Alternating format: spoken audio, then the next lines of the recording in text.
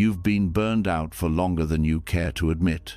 They told you rest is just a weekend away, that healing comes from bubble baths, vacations, or finally finishing your to-do list. But if that were true, why do you still feel so tired, even after sleeping? Why does your chest feel heavy for no reason? Why does joy feel like something distant, like a memory from another life? Here's the truth. You're not lazy. You're not broken. You're emotionally exhausted. And what you need isn't more doing. It's unlearning. It's undoing. It's peace, no performance. And Buddhism holds the map.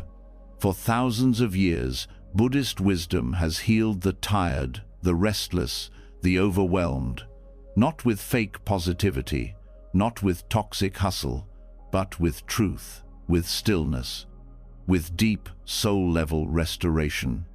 Tonight, as you listen to these teachings, something in you will start to let go. The noise will quiet, the pressure will soften, and your nervous system, the one that's been stuck in fight or flight, will finally start to exhale. This isn't just another bedtime audio. This is sacred space, a reset for your heart, a homecoming for your spirit. Are you ready to come back to yourself? Let's begin. You've been holding on longer than you should have, smiling when it hurts, saying, "I'm fine," when your soul feels like it's unraveling, trying to keep up, to be okay, to stay strong even when everything inside you whispers, "Please stop." You didn't notice it at first. The slow drain, a little tired, a little impatient, a little less joy. But over time, it built up, like carrying a backpack of invisible weight every single day.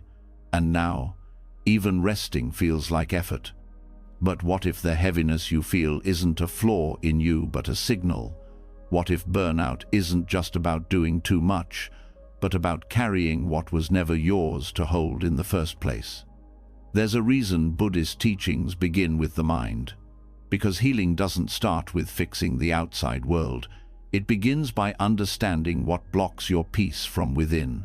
Buddhism calls them the 5 hindrances, not sins, not flaws, just obstacles, mental habits that quietly wear you down. They don't scream, they whisper. They convince you to chase, to resist, to avoid, to spin in circles, and to doubt everything, including yourself.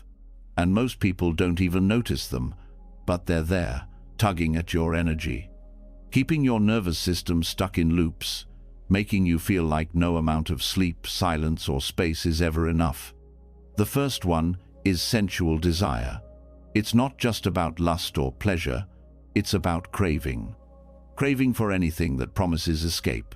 Food, noise, social media, online shopping, even constant productivity. Your body may be still, but your mind keeps reaching, grabbing for the next thing to make the moment feel better. And in that grasping, you lose your center. You tell yourself, just one more scroll, one more snack, one more email, one more win. But the relief never lasts. It fades as quickly as it came, leaving behind a deeper emptiness than before.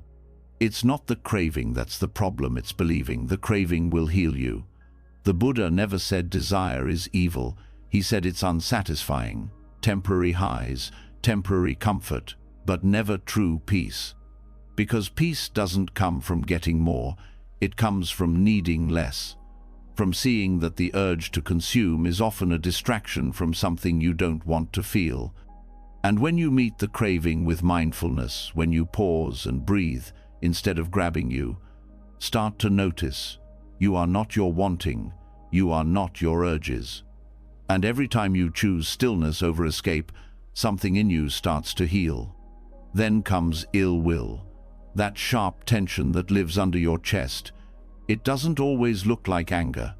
Sometimes it's impatience, irritation, judgment, coldness. That silent clench of the jaw when someone interrupts your peace. It makes you tired, but in a different way. because carrying resentment is like trying to walk through life with clenched fists.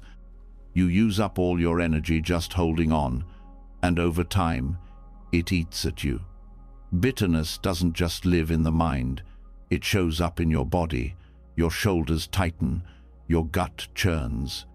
Your breath gets shallow, you feel wired but also weighed down. You start snapping at people you love, or shutting down altogether. And underneath it all is pain-old, unprocessed hurt, disguised as control. Buddhism doesn't ask you to deny your anger. It asks you to see through it, because anger always has a story. And that story is often, I was hurt, I wasn't seen, I felt powerless. When you meet ill will with compassion, not just toward others, but toward yourself, its grip loosens. You begin to soften, not because you've given up, but because you've chosen freedom over rage. Forgiveness doesn't mean forgetting what happened. It means not letting it burn your energy from the inside anymore. Then there's sloth, not laziness, not weakness, but the heaviness that makes it hard to get up, even when you want to. The fog that wraps around your mind, the feeling that nothing matters, so why bother? It's one of the least understood forms of burnout, because from the outside people say, just push through. But sloth isn't about effort. It's about depletion. It shows up when your system is overwhelmed, when your mind has been fighting so many battles in silence that it just shuts down. You stop caring. You lose your spark. Even joy feels like too much work. And then the guilt comes, the shame. You tell yourself you're lazy, useless, broken. But what if sloth isn't your enemy but your body's cry for silence? For rest without guilt, for space without stimulation. In Buddhism, sloth is gently met with mindfulness and curiosity. Not force, not pressure, but small awakenings. One breath, one step, one gentle invitation to aliveness. And over time the fog begins to lift, not because you forced yourself out of it, but because you gave yourself permission to rest in it, to listen to what your soul needed instead of pushing it to perform. The fourth hindrance is restlessness, that constant spin, the overthinking, the tight loop of thoughts that won't shut off even when you're exhausted. Your body is tired, but your mind is racing. What if this happens? What if that goes wrong? What if I never get better? Restlessness is the nervous system's response to unsafety. When life feels uncertain, the mind tries to control it with thoughts. It thinks, if I just analyze enough, I'll stay ahead of the pain. But all it does is drain you. Because thinking is not the same as healing, and planning is not the same as peace. Restlessness often hides underneath achievement, multitasking, even perfectionism. You stay busy so you don't have to feel, but deep down you're tired of running. So what helps? Stillness, not forced, but kind. Meditation helps. Not to stop thoughts, but to notice them without grabbing them. To see that thoughts are just weather. They come, they go. And underneath them is a sky that has always been calm. When you stop chasing clarity and sit with what is, restlessness fades. Not all at once, but slowly. Because when you stop resisting the moment, the mind stops fighting it. And in that space, your energy returns. Then there's doubt. Not the thoughtful kind. The kind that paralyzes. That keeps you stuck in a loop of, should I? Shouldn't I? The kind that makes you question your path, your worth, your strength. You start second-guessing everything. You try something, then stop halfway. You make a plan, then rewrite it 100 times. You don't trust yourself anymore. And that breaks something inside. Because when you can't believe in your own voice, the world feels louder, scarier, more overwhelming. Doubt creates internal friction. You spend all your energy debating instead of doing. It doesn't protect you, it drains you. And Buddhism sees this clearly. Doubt isn't solved by more thinking. It's softened through confidence in practice, through remembering, I've survived before. I've healed before. I've figured things out before. Faith not in an outcome, but in the path. Doubt whispers, what if I can't do this? Mindfulness replies, let's just take the next step. And every time you return to presence, you weaken doubt's grip. You don't need all the answers. You just need to stay, to breathe, to trust the small steps. The 5 hindrances aren't punishments. They're just pattern zones that keep you in survival mode. They make your days feel harder than they need to be. They tell you that peace is impossible, that you're not doing enough, that you're falling behind. But when you meet each one with awareness, with patience, with Buddhist wisdom, you take your power back. Not by forcing yourself to be better, but by noticing what's getting in the way of who you already are. Burnout doesn't start with work. It starts with disconnection from your breath, from your truth, from the quiet space inside you that just wants to be held. And that space isn't gone. It's just been covered by craving, by resistance, by fatigue, by noise, by fear. Tonight, you get to return to it, slowly, gently, without judgment. You're not here to fix yourself. You're here to remember yourself. And now that you've seen what's been draining you, we can begin the healing. There is more to learn, more to soften, more to let go. So take a breath. You're doing beautifully. The path is already unfolding beneath your feet. Let's keep walking. You've started to see it now, the quiet ways your mind blocks peace, the craving, the tension, the fatigue, the racing thoughts, the doubts. You've looked them in the eye, felt their grip, and something in you has begun to loosen. You're not as stuck as you thought, but insight is only the first layer. What heals you is how you relate to yourself in the aftermath. Because after all the effort to survive, what you need most now is warmth, not from the world, but from within. A nervous system that's been in fight, flight, or freeze for too long doesn't just need rest. It needs safety, and nothing creates safety in the body like loving kindness. Loving kindness, or metta, is not just a nice feeling. It's not positive thinking. It's a disciplined practice. A rewiring of how you relate to your pain, your body, your past, and the world. It teaches the nervous system what it forgot. That you are not your mistakes, you are not your thoughts, you are not beyond healing.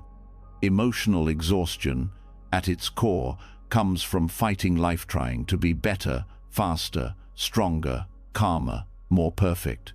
It's like swimming against the current. Metta teaches you how to float. Burnout builds from years of harshness. The way you talk to yourself when you're tired, the way you measure your worth through productivity, the pressure to always be useful.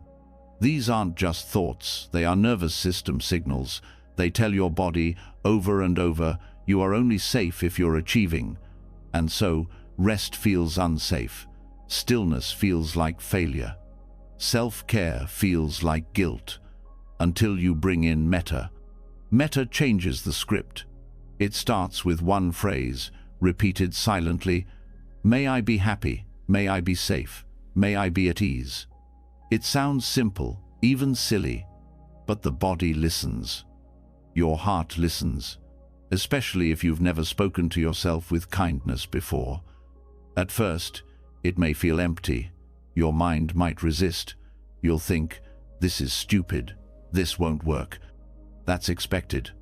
When you've spent years in self-judgment, kindness feels unfamiliar, but repetition rewires the mind. The phrases act like gentle footsteps, carving new paths in the brain. With time, the messages sink deeper, not because you're forcing it, but because your body starts to believe, maybe I don't have to fight so hard to be worthy. Metta helps heal emotional trauma by replacing the inner critic with an inner caregiver. You don't just observe your pain, you sit with it like a friend. You send warmth to your anxiety, instead of pushing it away. You send love to the tightness in your chest instead of ignoring it. You say, "May I be gentle with this?" and suddenly the tension doesn't need to shout anymore. That small shift-off meeting pain with compassion signals to the nervous system, "You're not in danger, you're allowed to rest now." Chronic stress keeps the body hypervigilant. You're always bracing. Even when nothing is wrong, your system is on edge. That's why exhaustion doesn't always come from doing too much. It comes from never being able to relax fully. Metta lowers the baseline. It teaches the system to feel safe again, not through control, but through unconditional warmth. It activates the parasympathetic nervous system, the part of you responsible for recovery. Breath slows. Muscles loosen. Heart rate steadies. But it only happens when the inner dialogue shifts. Metta gives that dialogue new language.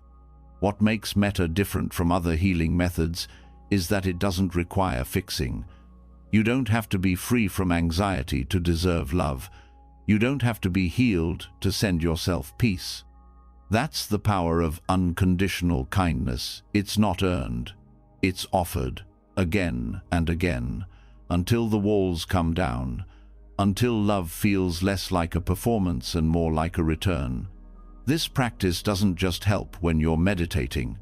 Over time, it becomes how you relate to the world. You begin to speak more gently to others, not because you're trying to be nice, but because your nervous system no longer sees threat in everything. The more metta you offer yourself, the less reactive you become. You find that criticism doesn't sting as much, that rejection doesn't unravel you, that failure doesn't define you. You've created a home inside yourself that no one can take away. Metta isn't passive. It's not about avoiding conflict or pretending things are okay. It's fierce. It means choosing love even when your trauma screams. It means staying soft when your past tells you to shut down.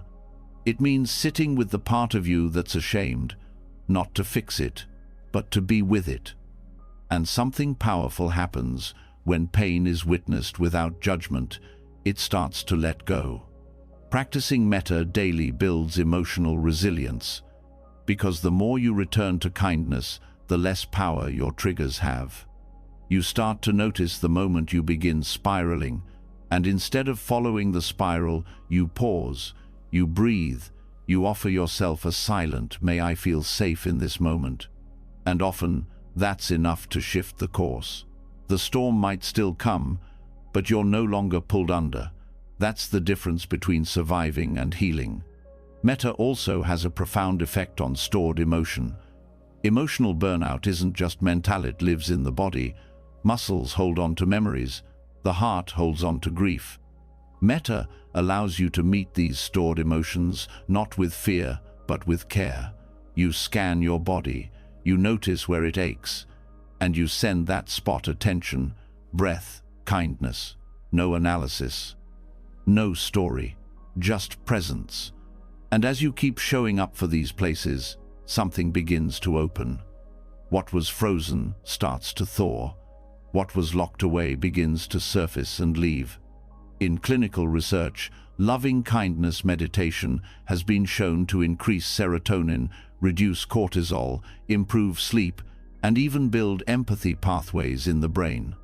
But more than that, it teaches you how to be human without abandoning yourself. It's not a quick fix, it's not a trick, it's a reorientation of how you live in your own skin. When burnout feels like constant effort, metta gives you permission to rest into who you are, not who you think you should be. It gives the body something it rarely receives, inner approval. And that changes everything, because a system that feels accepted stops fighting itself. It starts to regulate, it starts to repair. It begins to restore balance, not by avoiding stress, but by processing it through the lens of love. This is why metta is medicine. Not metaphorically, literally. It treats the root, not the symptom. It tells the nervous system, you are safe, even in pain. You are worthy, even when tired. You are held, even when healing is slow, and when those messages land, something deep inside exhales. One of the most healing aspects of metta is that it doesn't end with you. Once you've stabilized the practice for yourself, you extend it to a loved one, to a neutral person, even to someone difficult. Not to excuse them, not to approve of their harm, but to free yourself from carrying the weight of resentment. Because metta is not about changing others, it's about not letting your own heart harden. Loving kindness is powerful not because it fixes pain, but because it allows you to meet pain without fear. And that, more than anything, is what heals a burnt-out body. Safety, presence, gentleness. Qualities the world rarely teaches, but that Buddhist practice brings to the center. You don't have to be perfect at metta to benefit. Even practicing for 5 minutes a day begins to create change. The key is consistency. Like water softening stone, each repetition wears down the old patterns. You go from self-criticism to self-acceptance, from panic to calm, from exhaustion to renewal, not because life stops being hard, but because your relationship with life stops being harsh. Burnout can trick you into thinking you're powerless, that the only way out is to quit everything. But healing doesn't always require escape. Sometimes it just requires a shift in how you meet yourself each day. Metta offers that shift. Not loud, not flashy, but steady, quiet, reliable. And over time, your system starts to learn. I can show up without tension. I can feel without shutting down. I can live without pushing. I can rest even when things aren't perfect. I can be here as I am and still be loved. That's the core of it. Beneath the stress, beneath the burnout, beneath the fear, a quiet voice waiting for you to listen, not demanding, not judging, just offering. A place to rest, a place to breathe, a place to return. So tonight, if the weight still feels heavy, come back to the words. May I be happy, may I be safe, may I be at ease. Say them slowly, say them gently, not to force change, but to allow space. And let that space hold you, because the most powerful medicine is the one that reminds your heart it was never unworthy to begin with, and that is where healing begins. You've begun to offer yourself kindness, not as a reward, but as a way of being. You've felt the shift, the warmth replacing tension, the stillness settling where chaos once lived. But as peace starts to grow, another layer begins to reveal itself. A voice, subtle but persistent. The one that says, "This isn't enough. You should be doing more." That pressure to perform, to prove, to stay ahead. It doesn't vanish with rest or loving kindness. It's built into the very idea of who you think you are. This identity, the overachiever, the fixer, the one who always holds it together, it runs deep. It's not just a set of habits, it's how you've defined yourself. It's how you've survived. For years, maybe decades, you've worn the mask of competence, of being strong, of staying in control, and the world has rewarded you for it. Praise, respect, achievement. But beneath it all, a cost has been growing. The cost of never feeling like enough, the cost of running on empty, the cost of confusing your worth with your output. The truth is, burnout isn't just about overwork. It's about over-identifying with the doing, with the striving, with the idea that your value depends on performance. Buddhism offers a different lens. It doesn't tell you to work harder or fix yourself. It asks something far more radical, to question the self you think you are. At the heart of Buddhist wisdom is the teaching of anatta non-self. Not to say you don't exist, but that who you think you are isn't fixed, that the identity you cling to is not your essence, but a construct. And constructs, by nature, are impermanent. The overachiever isn't who you are. It's just a role, a pattern of thoughts, emotions, behaviors conditioned over time. It arises when certain conditions are present, and it fades when those conditions change. But if you believe it's who you are, you stay locked in its grip. The overachiever identity is clever. It doesn't shout. It whispers in your choices. It's the voice that says yes when you're too tired. The one that takes on extra work to feel important. The one that can't sit still without guilt. It turns productivity into self-worth, success into safety, control into identity. But what happens when you can no longer keep up? When rest becomes necessary, when performance isn't possible, that's when the cracks show. That's when exhaustion becomes existential. Because if you're not achieving, who are you? Anatta answers with clarity. You were never those roles to begin with. The pressure you feel isn't coming from your truth, it's coming from a false attachment. A mistaken view that your value is tied to what you produce. When you see through that illusion, a different kind of freedom becomes possible. You don't have to stop caring. You don't have to abandon your ambitions. But you stop clinging.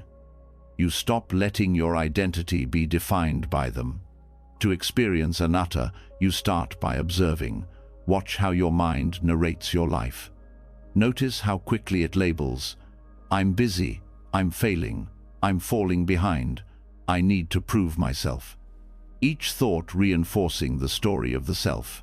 But when you really look, those thoughts arise and pass away. They're not solid, they're not facts, they're conditioned events, just like weather. Thoughts, sensations, reactions all coming and going. None of them are you. They happen within you, but they are not you. You are the awareness noticing them. As you practice this, something begins to shift. You stop defending the identity. You stop needing to win every argument, to be seen a certain way, to be productive every hour. You start allowing yourself to be soft, to rest, to be incomplete. And in that space, you discover a deeper truth. Your being is not tied to any of it. You are not your achievements. You are not your resume. You are not your habits. You are not even your pain. You are the open space in which all of it arises and fades. This isn't just philosophical, it's profoundly practical, because when you let go of clinging to the overachiever identity, your nervous system starts to settle. The pressure to always be more dissolves. You begin to work from inspiration, not fear. You start to create because you want to, not because you're trying to earn permission to rest. Even failure feels different. It's no longer proof of your unworthiness. It's just one part of the unfolding process. And with that shift, energy returns. Not the hyperactive energy of stress, but a grounded energy one rooted in truth, not performance. Practicing anatta doesn't mean erasing your personality. It means loosening your grip on it. You can still have preferences, goals, passions, but you hold them lightly. You stop reacting from ego. You begin responding from presence. And this changes how you relate to others too. Because the more tightly you cling to identity, the more defensive you become. You see others as threats, rivals, obstacles. But when identity softens, compassion grows. You recognize your shared humanity. You see that everyone is acting out their own conditioned stories. And instead of judging, you start to listen. In Burnout, one of the most painful aspects is isolation, not just from people but from yourself. You lose touch with who you are beneath the roles. Anatta helps you reconnect, not by finding a new label, but by stepping outside the need for labels entirely. You begin to rest in awareness. You learn to trust stillness. You discover that your deepest identity is not a role, it's the awareness that sees through roles. This practice takes time. It takes courage. It takes honesty. Because letting go of identity can feel like death. The death of who you thought you were. But in that death, something beautiful is born. Not a better version of you, a freer version, one that doesn't need to prove anything, one that doesn't need to outrun exhaustion, one that knows peace is not something you earn, it's something you remember. Burnout often reaches its peak when you've been living out of alignment with your inner truth for too long. When the persona you wear no longer fits, but you keep forcing it anyway. Non-self invites you to stop pretending, to let the mask drop, and not to be nothing but to be free from clinging to something you're not. When you release identification, you begin to feel safe in presence again. You start noticing beauty without needing to document it. You enjoy silence without needing to fill it. You relate to others without needing to impress. Life becomes less about proving and more about experiencing. That shift alone can begin to repair years of nervous system strain. There is deep rest in letting go of being someone, because trying to be someone all the time is exhausting, especially when that someone is never allowed to be tired, never allowed to fail, never allowed to just be. When you see that you're not that identity, you make space for all of you, the soft parts, the scared parts, the quiet moments, the imperfect decisions, and you realize none of it makes you less. It just makes you human. Anatta doesn't leave you empty. It leaves you open. Open to life, to truth, to simplicity. Open to acting without over-attaching. Open to caring without clinging. Open to effort without pressure. You don't need to abandon your responsibilities. You just stop using them to define yourself. You shift from, I must do this, or I'm worthless to, this is what I choose, from presence. And that shift transforms how you use your energy. From that space, even discipline feels different. It's not about chasing self-worth, it's about honoring what matters. You work, not because you're afraid of being nothing, but because your values guide you. You rest, not because you've earned it, but because your body needs it. You speak, not to impress, but to connect. Everything becomes simpler, more intentional, less reactive. And in moments of stress, when the identity flares back up, you pause, you breathe, you ask, what am I clinging to right now? And the answer is almost always a story, a self-image, a belief that you need to be more, but you don't. You just need to return to awareness, to breath, to this moment. That's where peace lives. So let it be okay to not know who you are. Let it be okay to not have a title, a plan, a polished version. You don't need to be a perfect self. You just need to be here, with honesty, with openness, with less clinging. And in that softening, the healing deepens. Because when you stop holding so tightly to who you think you're supposed to be, your nervous system finally lets go. And what remains isn't emptiness, it's space. Space to feel, space to rest, space to live. When the need to prove yourself softens, when the identity of always doing starts to dissolve, a new kind of clarity begins to rise. Not dramatic, not loud, just stillness. And in that stillness, something tender appears, awareness of how deeply disconnected you've become from your own body. How long you've ignored the signals, skipped meals, overeaten in stress, numbed emotions with sugar, caffeine, screens, and suddenly there it is. A quiet truth that can't be unseen. Healing doesn't just happen in your thoughts. It happens in your gut, your breath, your choice, especially with food. The body carries the memory of your emotional life, not just trauma, but habits, beliefs, neglect.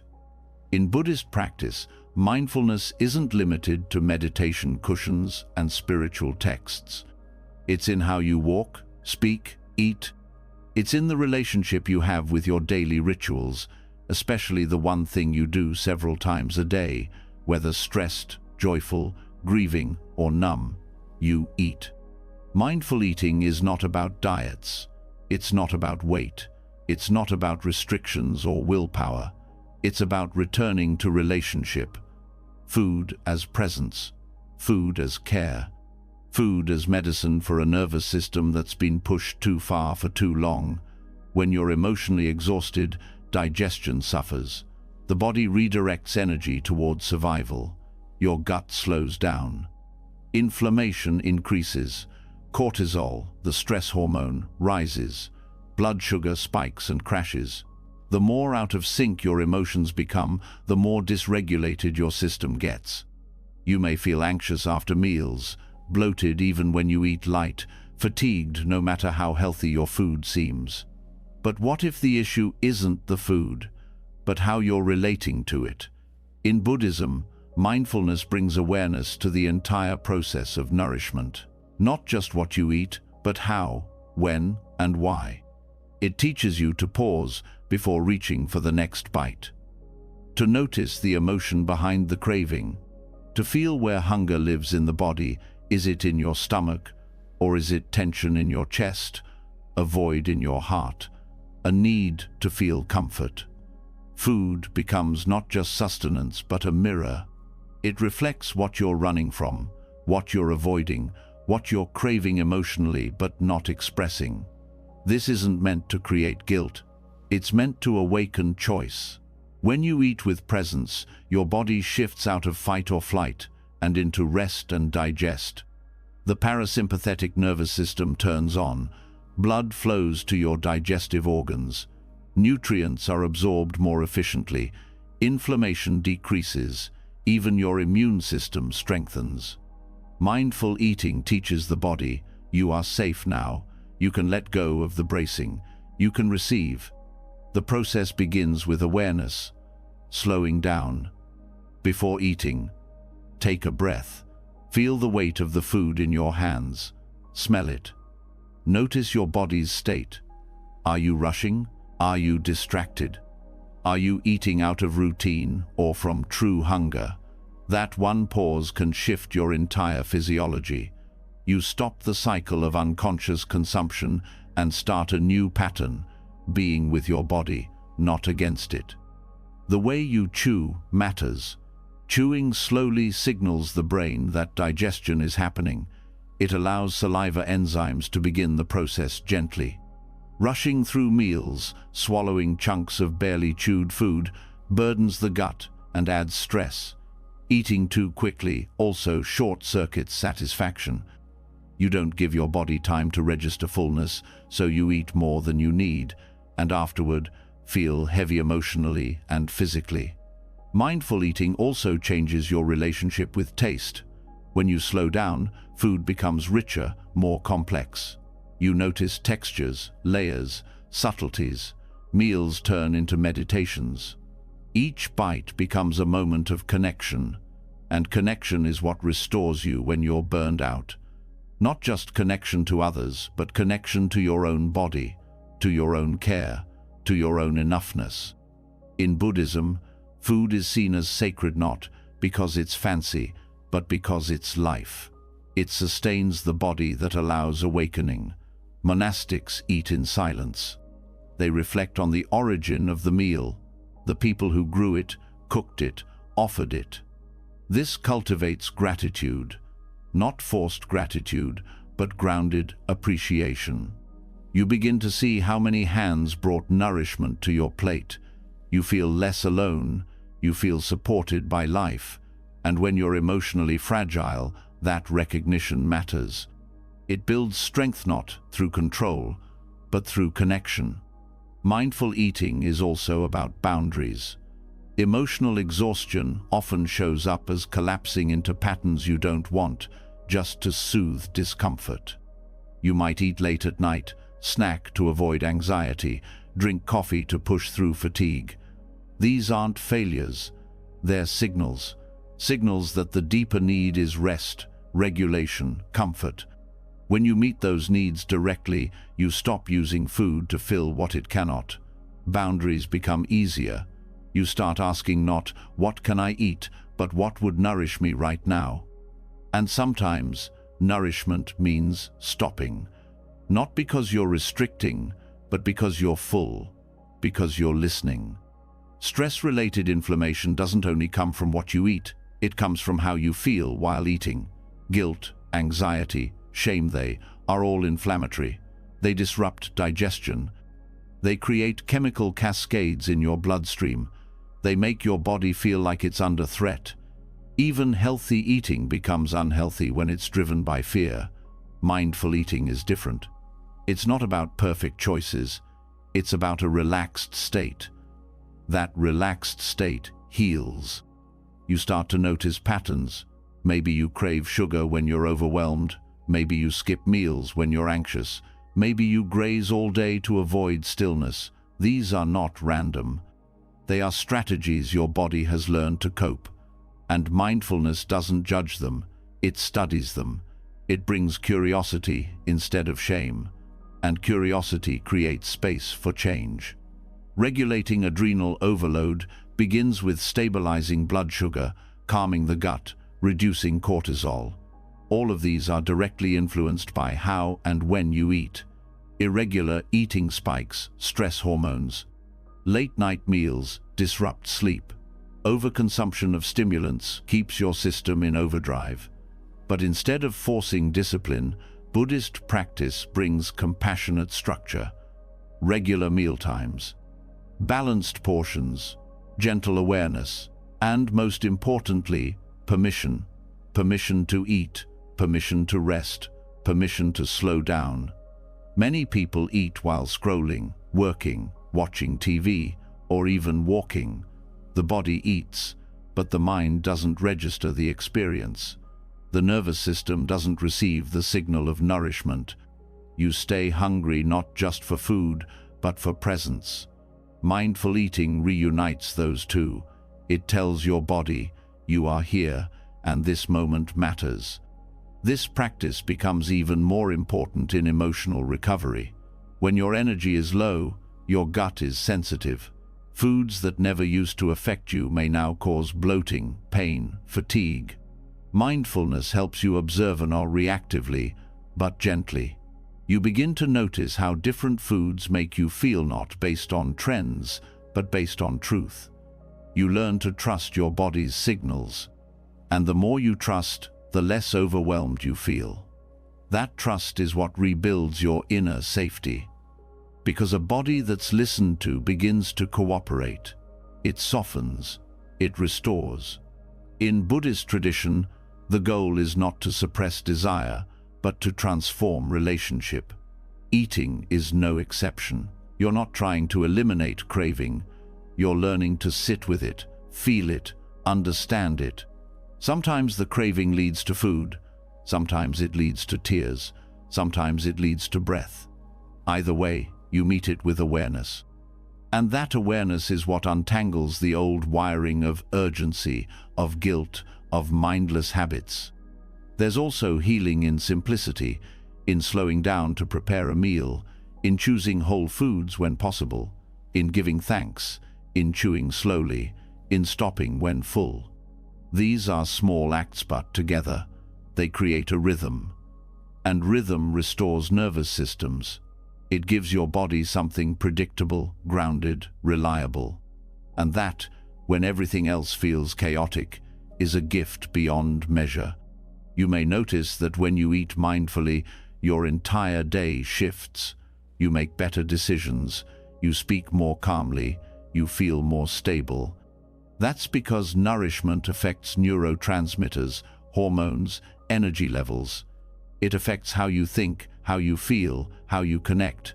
Food isn't just fuel, it's a conversation with your cells. A message of safety or stress.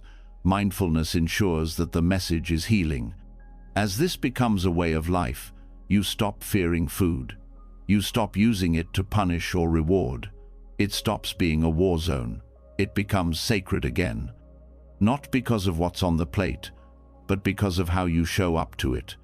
With presence, with gratitude, with care. And slowly, as the inflammation fades, as digestion improves, as energy returns, you begin to trust your body again. You begin to feel at home in yourself. Not by following rules, but by rebuilding relationship. That is the power of mindful eating. It doesn't just nourish your stomach, it nourishes your life. So the next time you eat, treat it as practice, as prayer, as peace, not perfect, just present. Because every bite you take with awareness is a step toward healing. Not just physically, but emotionally, energetically, spiritually. Healing that doesn't come from effort, but from attention. You're not broken, you're rebuilding, one mindful moment at a time. As you begin to slow down, as your body starts to listen, another kind of tension reveals itself, one that doesn't live in muscles or digestion, but deep in the mind. The kind that wakes you at night with a racing heart. The kind that whispers, "What if?" every time you try to rest. The kind that makes even peace feel unfamiliar. It's the background noise of anxiety, the kind born not just from fear, but from the need for everything to make sense, to be secure, to stay in place. And it's this very need that keeps you exhausted. Beneath the surface of burnout is the craving for control. The belief that life must follow a plan, that outcomes must be predictable, that identity must be stable. You chase routines, expectations, roles, and when life doesn't cooperate, when things shift or fall apart, the structure you clung to cracks. That crack is where anxiety enters, not because things are broken, but because your mind cannot accept change without resistance. Buddhist philosophy offers a way through this, not by fixing or rearranging what's broken, but by seeing that the structure itself was never permanent. The core teaching is shunyata, emptiness. Not emptiness as void or absence, but as openness, as fluidity, as the natural state of all things. Nothing has an independent, fixed essence. Everything depends on causes, conditions, and relationships. Nothing stays the same. Nothing is isolated. And while that may sound unsettling at first, it is the very insight that loosens the grip of anxiety. Anxiety thrives on rigidity, on the belief that things must be a certain way in order for you to feel okay. When that belief is exposed, when you realize that nothing can ever be held in place permanently, not thoughts, not roles, not people, not even your idea of yourself, something unexpected happens. Instead of panic, there's space. Space to breathe, space to let go, space to stop fighting reality. This shift doesn't numb you, it frees you, because when you stop expecting life to behave according to fixed structures, you stop blaming yourself every time things change. You stop panicking when plans fall through. You stop exhausting yourself trying to keep everything stable. You begin to move with life, not against it. Burnout often comes from this subtle resistance, trying to make impermanent things stay permanent. Jobs change, people evolve, bodies age, identities shift. But when your sense of self is attached to these things, every change feels like a threat. You try to hold tighter, you overcommit, you overperform. You suppress uncertainty with busy schedules and high standards. But the uncertainty remains, and your energy drains trying to manage it. Shunyata teaches a different response. It doesn't ask you to abandon life. It asks you to meet life without expecting it to remain fixed. That doesn't mean you become passive. It means you become more responsive, less reactive, more flexible, less controlling. You begin to see that everything you once clung to, your identity, your role, your goals, are not solid. They're temporary forms. They arise and pass, just like thoughts, just like emotions, just like seasons. Understanding this intellectually is one thing. Living it is another.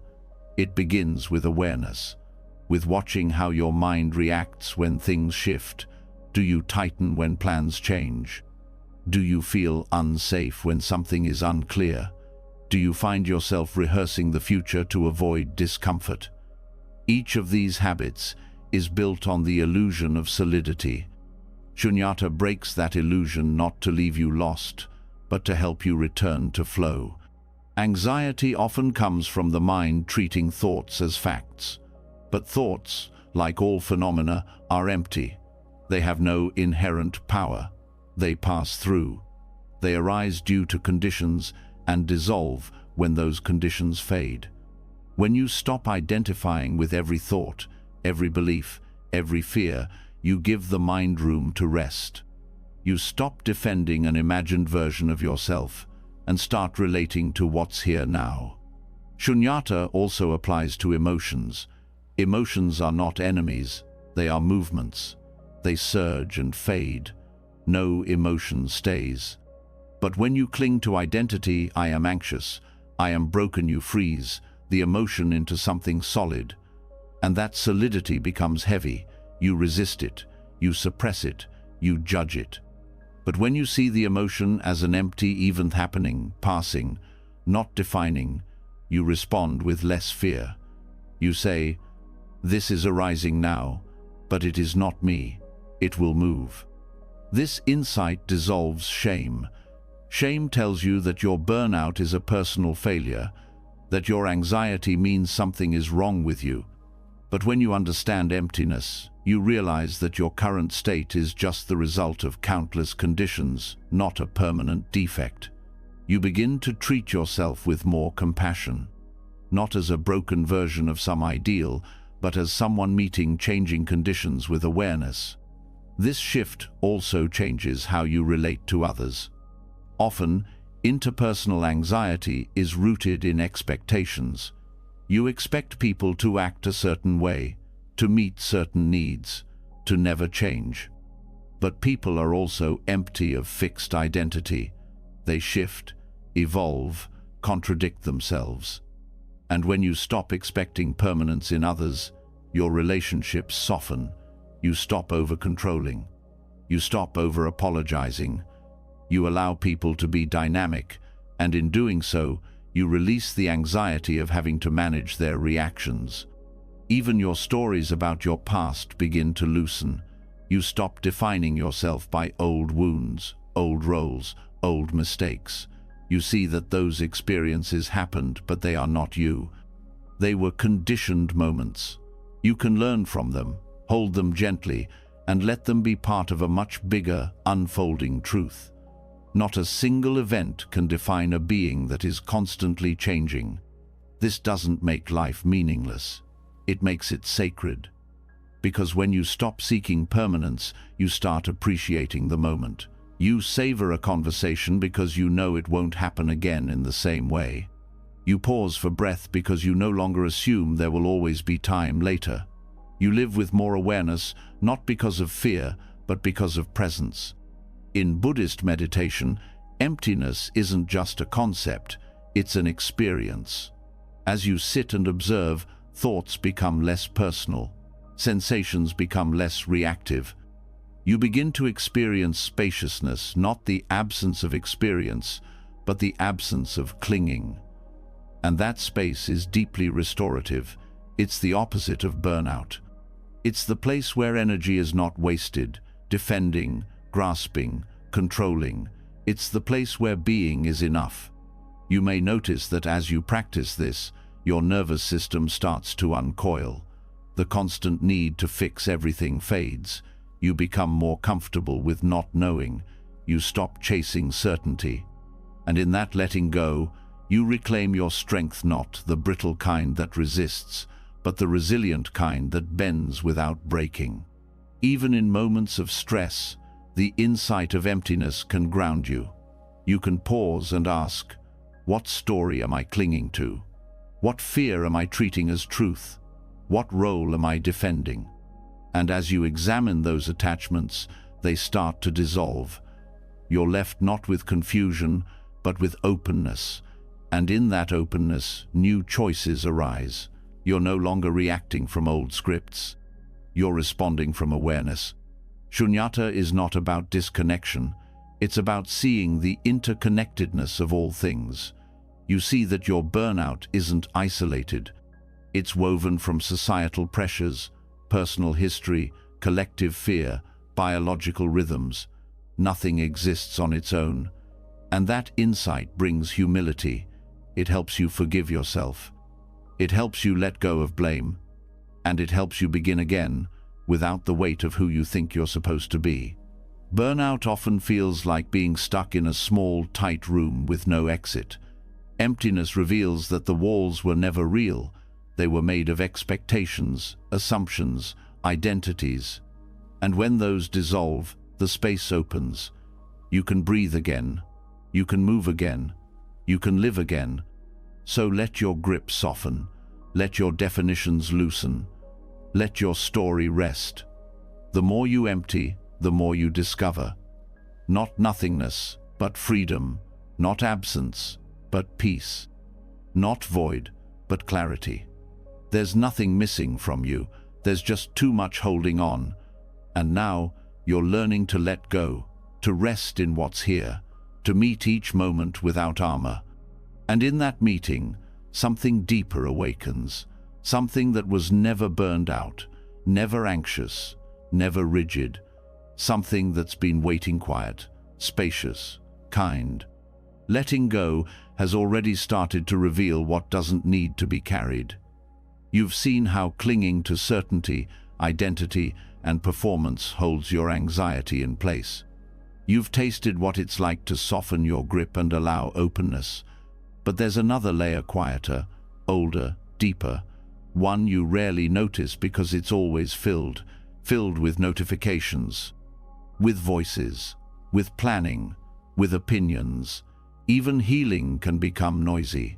Even self-awareness can turn into another inner conversation. And this constant stimulation is not neutral. It's draining you, not because the world is loud, but because silence has become rare. Silence isn't the absence of noise, it's the presence of clarity. In Buddhist practice, noble silence is not just about being quiet. It's about choosing to stop all unnecessary speech, both external and internal, so the mind has a chance to reset itself. This kind of silence is not passive, it's restorative. It's structured stillness, designed to release you from the mental overload that modern life normalizes. When you're burned out, your mind doesn't stop because you want it to. It keeps spinning because it has never been trained to pause. Information keeps pouring in long after your system has reached its capacity. You keep listening, talking, replying, consuming. Even in moments that look like rest, your attention is still active, scanning, anticipating, interpreting. Noble silence cuts through all of this, not by removing stimulation completely, but by creating a clear boundary that allows the nervous system to finally stop performing. Mental fatigue builds slowly, not just from overwork, but from the subtle demand to constantly process words, reactions, headlines, background noise. And your brain, like any other part of the body, needs recovery time. When it doesn't get it, your thoughts become cloudy, memory weakens, emotions become reactive. You start to lose patience. You misread signals. You interpret neutral events as threats. The mind gets stuck in loops because it hasn't had time to breathe. Silence is the breath the mind needs. It's the space where overstimulation unwinds. But to access that space, it has to be chosen. In Buddhism, noble silence is practiced with intention. It's not simply avoiding conversation. It's the deliberate pausing of verbal and mental engagement. No small talk, no commentary, no storytelling. Even inner dialogue begins to fade. What's left is presence without response. You hear, but you don't reply. You think, but you don't follow the thought. You notice, but you don't narrate. This opens a completely different state of awareness. When you stop filling silence, your system starts to regulate on its own. Heart rate slows, cortisol lowers. The vagus nerve, responsible for rest and digestion, activates. Decision fatigue decreases because you're no longer constantly generating input. Mental tension, which thrives on constant interpretation, starts to unravel.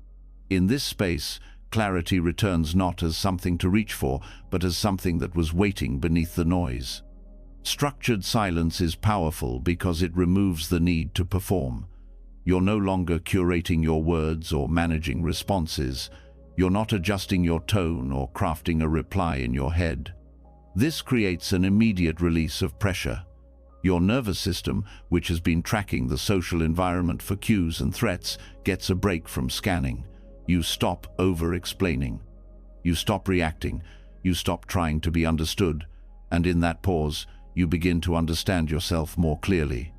Practicing noble silence doesn't require retreat centers or monasteries.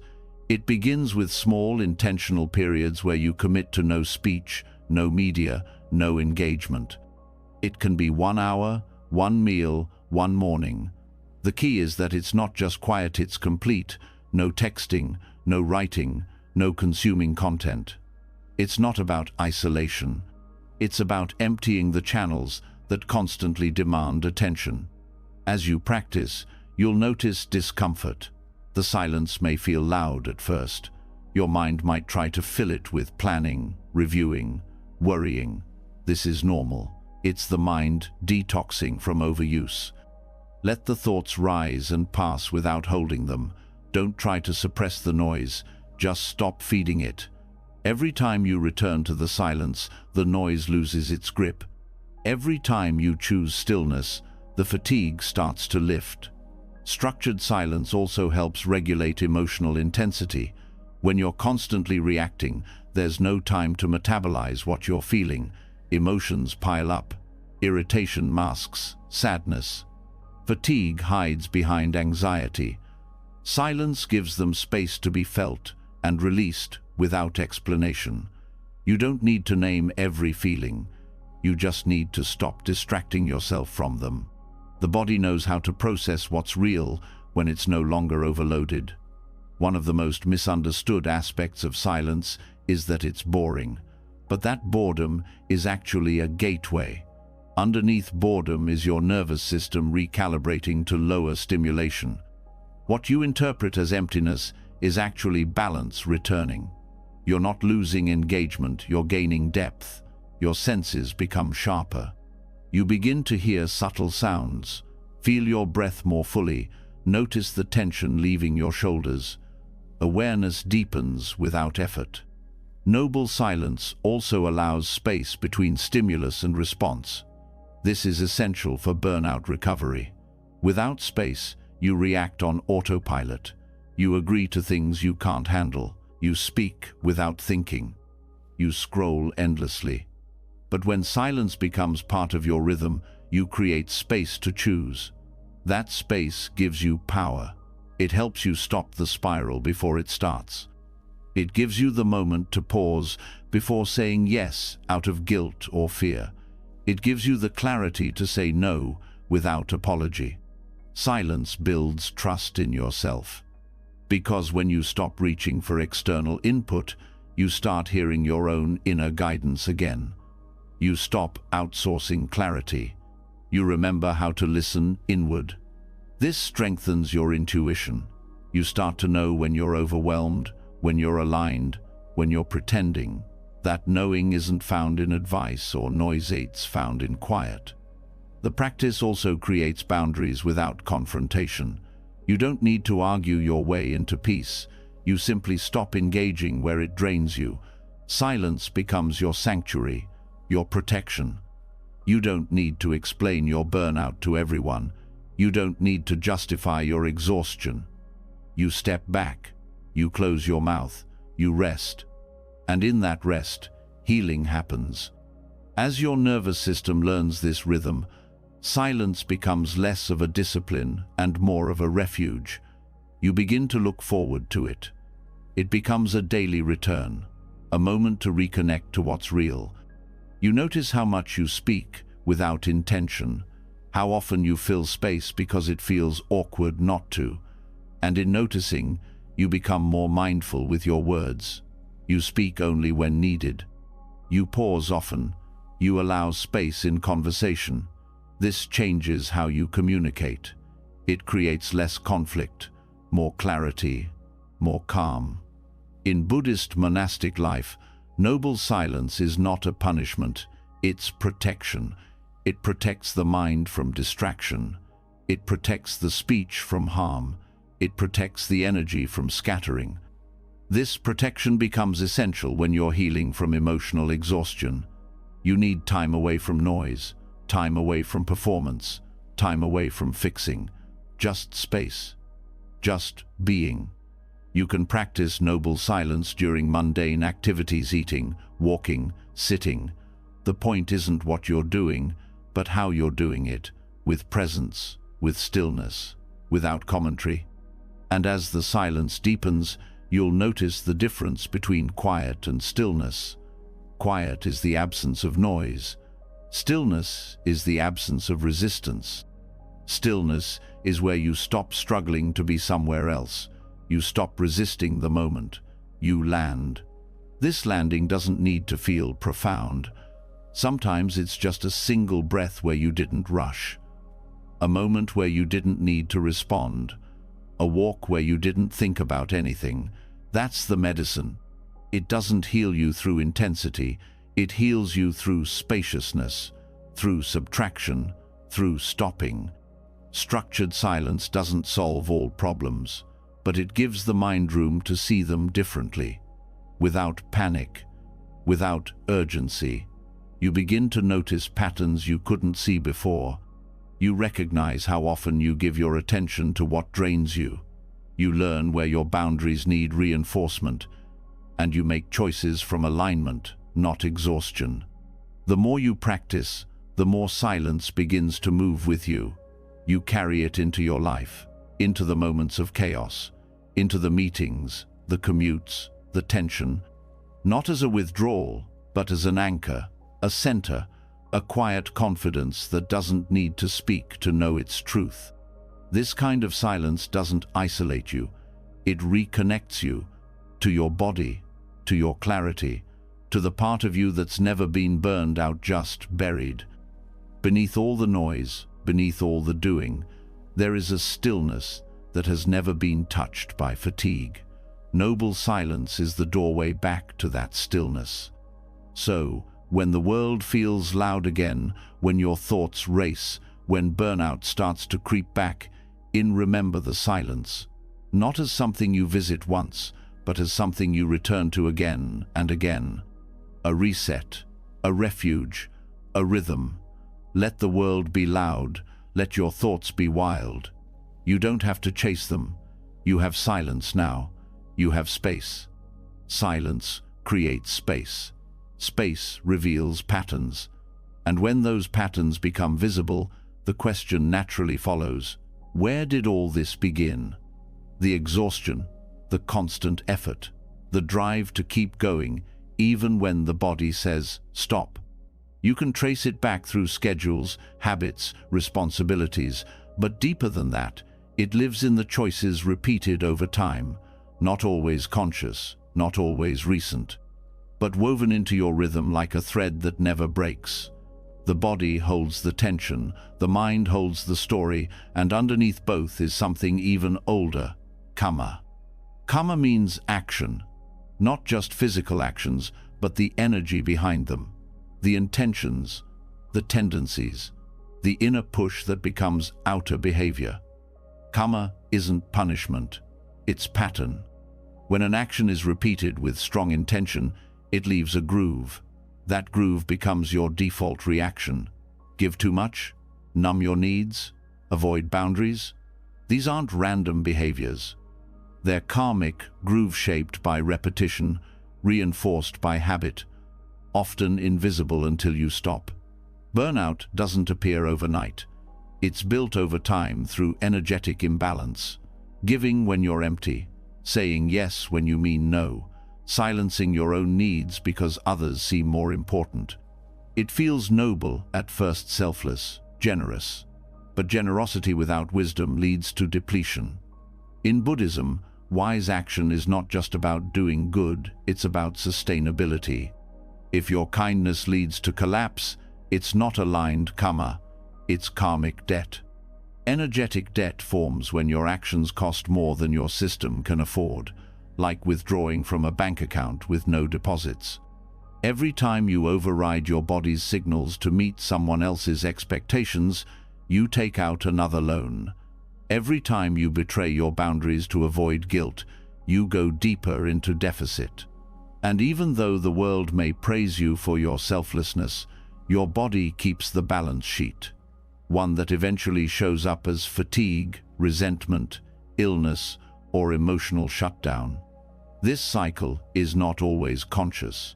It can be inherited, learned from family, modeled through culture, passed down through beliefs that say worth is tied to usefulness, that love must be earned, that rest must be justified. These are karmic imprints, not destiny, but conditioning. And conditioning can be changed, but only through awareness. Only when you stop performing long enough to see what you're actually repeating. Karma is not just about what you do, it's about what you allow. Letting someone cross your boundaries repeatedly is an action.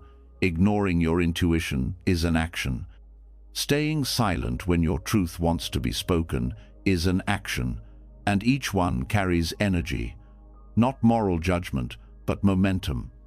That momentum builds until your life reflects it, until your outer reality starts mirroring the patterns you never paused to examine. Breaking this cycle doesn't begin with effort. It begins with stillness. That's why noble silence comes first. In silence, you see where your energy goes. You notice the urges that drive you to fix, to please, to help without limit. And in that seeing, choice returns. You begin to ask new questions. Who am I doing this for? What am I hoping to receive? What am I avoiding by giving so much? Sometimes the giving is a mask, a way to feel needed, a way to avoid facing emptiness, a way to feel in control. Buddhism doesn't shame these patterns, it reveals them. It teaches that awareness dissolves unconscious karma. Once seen clearly, the action changes. You begin to give from fullness, not deficit. You begin to serve without sacrificing your center. This shift starts with recognition. You track where your energy goes, who drains you, what habits deplete you, where you override your inner no. Then you pause, not to fix, but to feel. To feel the toll of decades of unbalanced giving, to feel the grief of not protecting your own needs. That grief is not weakness, it's honesty, and honesty is the first step to freedom. Energetic debt also shows up as identity. You believe you are the helper, the one who holds everything, the strong one. That identity becomes heavy. It doesn't allow you to fall apart. It doesn't allow you to say, I can't do this right now. And so you keep going. You give past the point of health. You smile through burnout. You say yes through tears. But inside, the weight keeps growing, until silence makes space, until stillness lets the weight speak. Buddhist practice invites balance through wise action. That means not just acting from compassion, but from clarity. Compassion without boundaries is not sustainable. Clarity shows you when to step in and when to step back, when to offer and when to rest, when to listen and when to let go. This balance is what dissolves karmic patterns. You stop reacting. You start responding. You don't need to be everything for everyone. You need to be aligned with what your body and heart can carry with integrity. Energetic restoration also means learning to receive. Many people trapped in burnout don't know how to be supported. They're uncomfortable resting. They feel guilt when not doing. That guilt is karmic residue. It can only be cleared by consciously choosing to stop, to receive without debt, to rest without explanation, to let others hold you, not as a transaction, but as a healing act. Restoration doesn't mean becoming passive, it means acting from wisdom. A rested body can give without collapsing. A regulated nervous system can support others without losing itself. But this requires new karmic patterns. You have to create new grooves, saying no without guilt, asking for help without apology, slowing down even when no one else is. One of the most powerful tools in Buddhist tradition for shifting karma is intention. Every action begins with intention. If your intention is rooted in fear, the action carries stress. If your intention is rooted in self-awareness, the action carries peace. Setting intention before acting changes the karmic result. You ask yourself, is this action aligned with truth? Does it honor my body? Am I acting from love or fear of rejection? These questions bring you back to center. You also begin to notice the results of past actions with compassion, not as self-blame, but as understanding. You trace your exhaustion to patterns of pleasing, perfectionism, over-responsibility. You acknowledge the pain they caused, not just for you, but for others. Because overgiving often robs others of their own power. Your karmic healing becomes theirs too. When you step out of old roles, others are forced to meet life differently. That's how cycles change. This is not a call to selfishness. It's a return to right relationship. With yourself, with energy, with time, with truth. Buddhism teaches the middle path, not indulgence, not self-denial. Just balance. Karma becomes balanced when actions are rooted in awareness. You give because it feels aligned, not because it buys approval. You stop when your system says stop, not when collapse forces you. You speak truth even if it disappoints someone, because the truth is the cleanest energy there is. Breaking karmic cycles of burnout also means rewriting your internal stories. Stories like, I must always be strong. My needs don't matter. If I rest, I'm lazy. These stories aren't facts. They're conditioned responses, and they can be unlearned. Every time you choose presence over performance, rest over reaction, truth over image, you create new karma, new possibilities, new energy. This work is subtle. It doesn't happen overnight, but it does happen. With each small shift, the system rebalances. Fatigue starts to ease. You no longer feel haunted by the past. You begin to trust the body again, trust your timing, trust your enoughness. Not because you're trying, but because you're no longer draining energy on proving, fixing, controlling. And that's where freedom begins. Not in becoming someone new, but in remembering what was always there when you stopped giving it all away. You don't need to keep earning rest. You don't need to justify your needs. You've paid more than enough. Now is the time to stop the cycle. Now is the time to restore. Let the karmic debts dissolve, not through effort, but through awareness. Not through more giving, but through deeper presence. Life doesn't need you exhausted.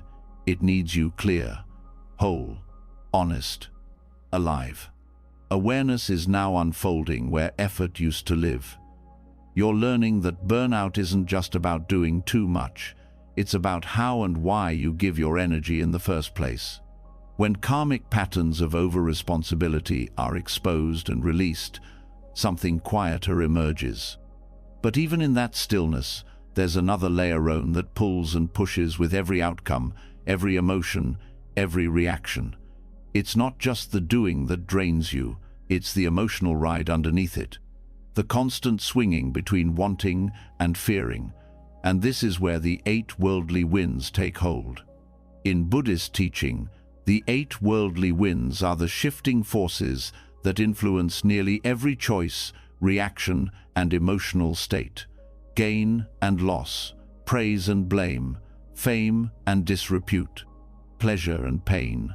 These pairs seem natural, even unavoidable, but when they take root in the heart, they create cycles of hope and fear that leave you emotionally unstable and deeply exhausted. It begins with gain, the thrill of achieving, of acquiring, of finally having something to show for your effort. Gain creates a high, a rush, but it also creates attachment. You fear losing what you've gained, so you work harder, strive more, protect what you've collected, whether it's success, recognition, or emotional validation. And when gain is your focus, the mind becomes restless. It starts to measure every moment based on what it can add. This chase is endless, because gain never feels final. It only creates more desire, more striving, more anxiety. Then there's loss, inevitable, yet always unwelcome. Loss strips you of what you worked for, what you thought defined you, what you assumed would last. And the emotional energy required to resist loss is immense. You grieve, yes, but often it's not grief alone. It's fear, shame, identity collapse. You internalize loss as failure.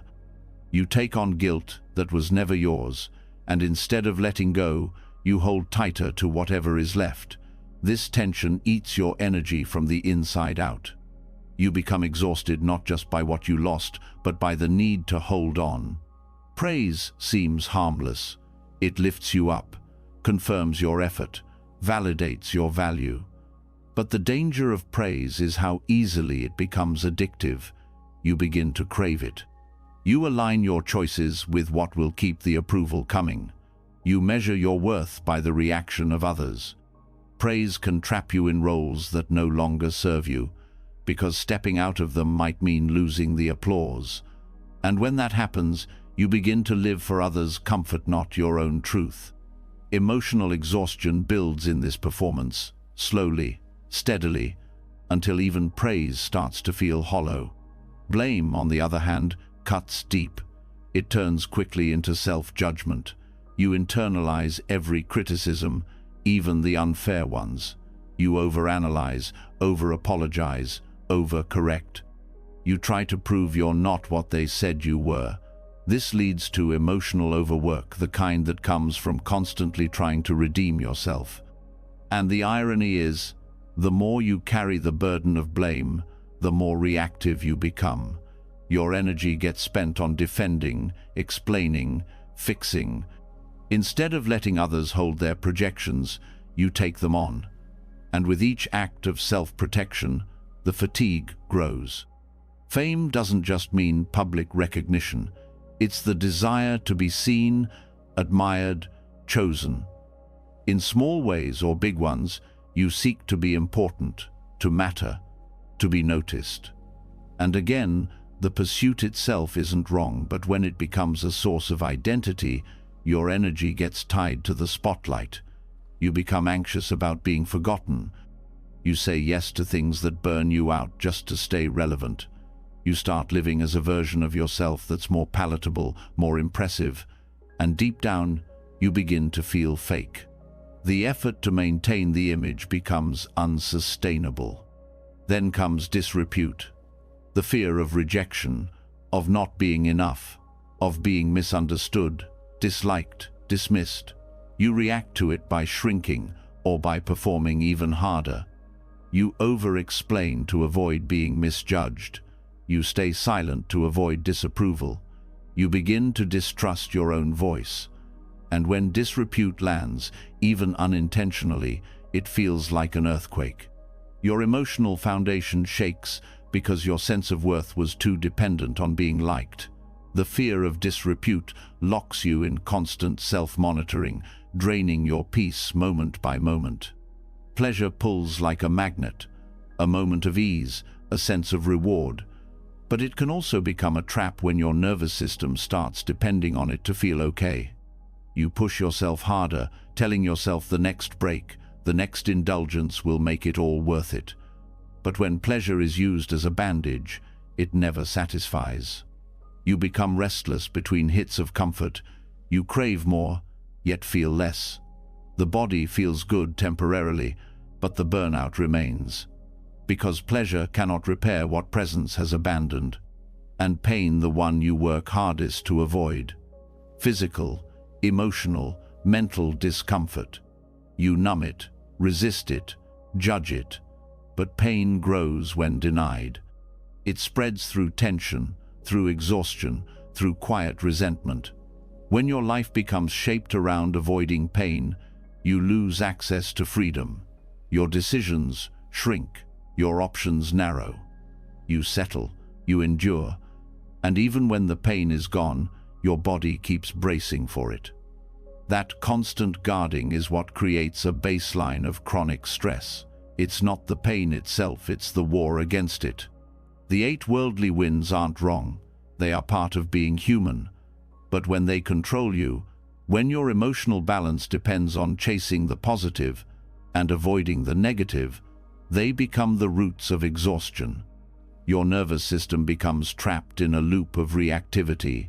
One praise and you're up, one critique and you're crushed, one success and you're flying, one failure and you're falling. There is no steady ground, no inner refuge. Buddhist wisdom doesn't teach you to ignore these winds. It teaches you to observe them without being carried away. It teaches you to anchor in what doesn't move. When you see the 8 winds clearly, you stop living for outcomes.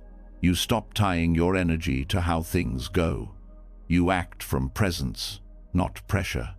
You speak truth without waiting for applause. You rest even if no one understands why. You hold space for loss without losing yourself. And most importantly, you stop fighting the natural rhythm of rise and fall. This practice brings balance, emotional neutrality, not coldness, but steadiness. You begin to hold praise and blame the same way, with curiosity, not clinging. You feel gain and loss without defining yourself by either. You stop proving, comparing, fearing. Your energy, once scattered by extremes, returns to center. Burnout recovery requires this stability, because no amount of rest will last if your emotions are still ruled by winds you don't see. You'll rest for a day and get thrown off by one harsh comment. You'll meditate all morning and unravel after one setback. Real peace means not being tossed around. It means finding shelter in your own awareness. The 8 worldly winds are subtle. They sneak into daily thoughts, choices, conversations. They become so familiar you don't question them. But every time you pause to notice their pull, you weaken their grip. Every time you act without chasing reward or fearing rejection, you create new freedom. And that freedom is what repairs the nervous system. Not just rest, but inner safety. Freedom from the winds doesn't mean indifference. It means maturity, wisdom, a kind of internal weatherproofing. Life still moves, feelings still arise, but you're no longer driven by reaction. You respond with clarity, you move with intention, you speak with groundedness. And that groundedness is what protects your energy. Letting go of the winds also means letting go of roles. You stop needing to be the achiever, the fixer, the one who always knows what to say. You let people misunderstand you sometimes. You let yourself be human.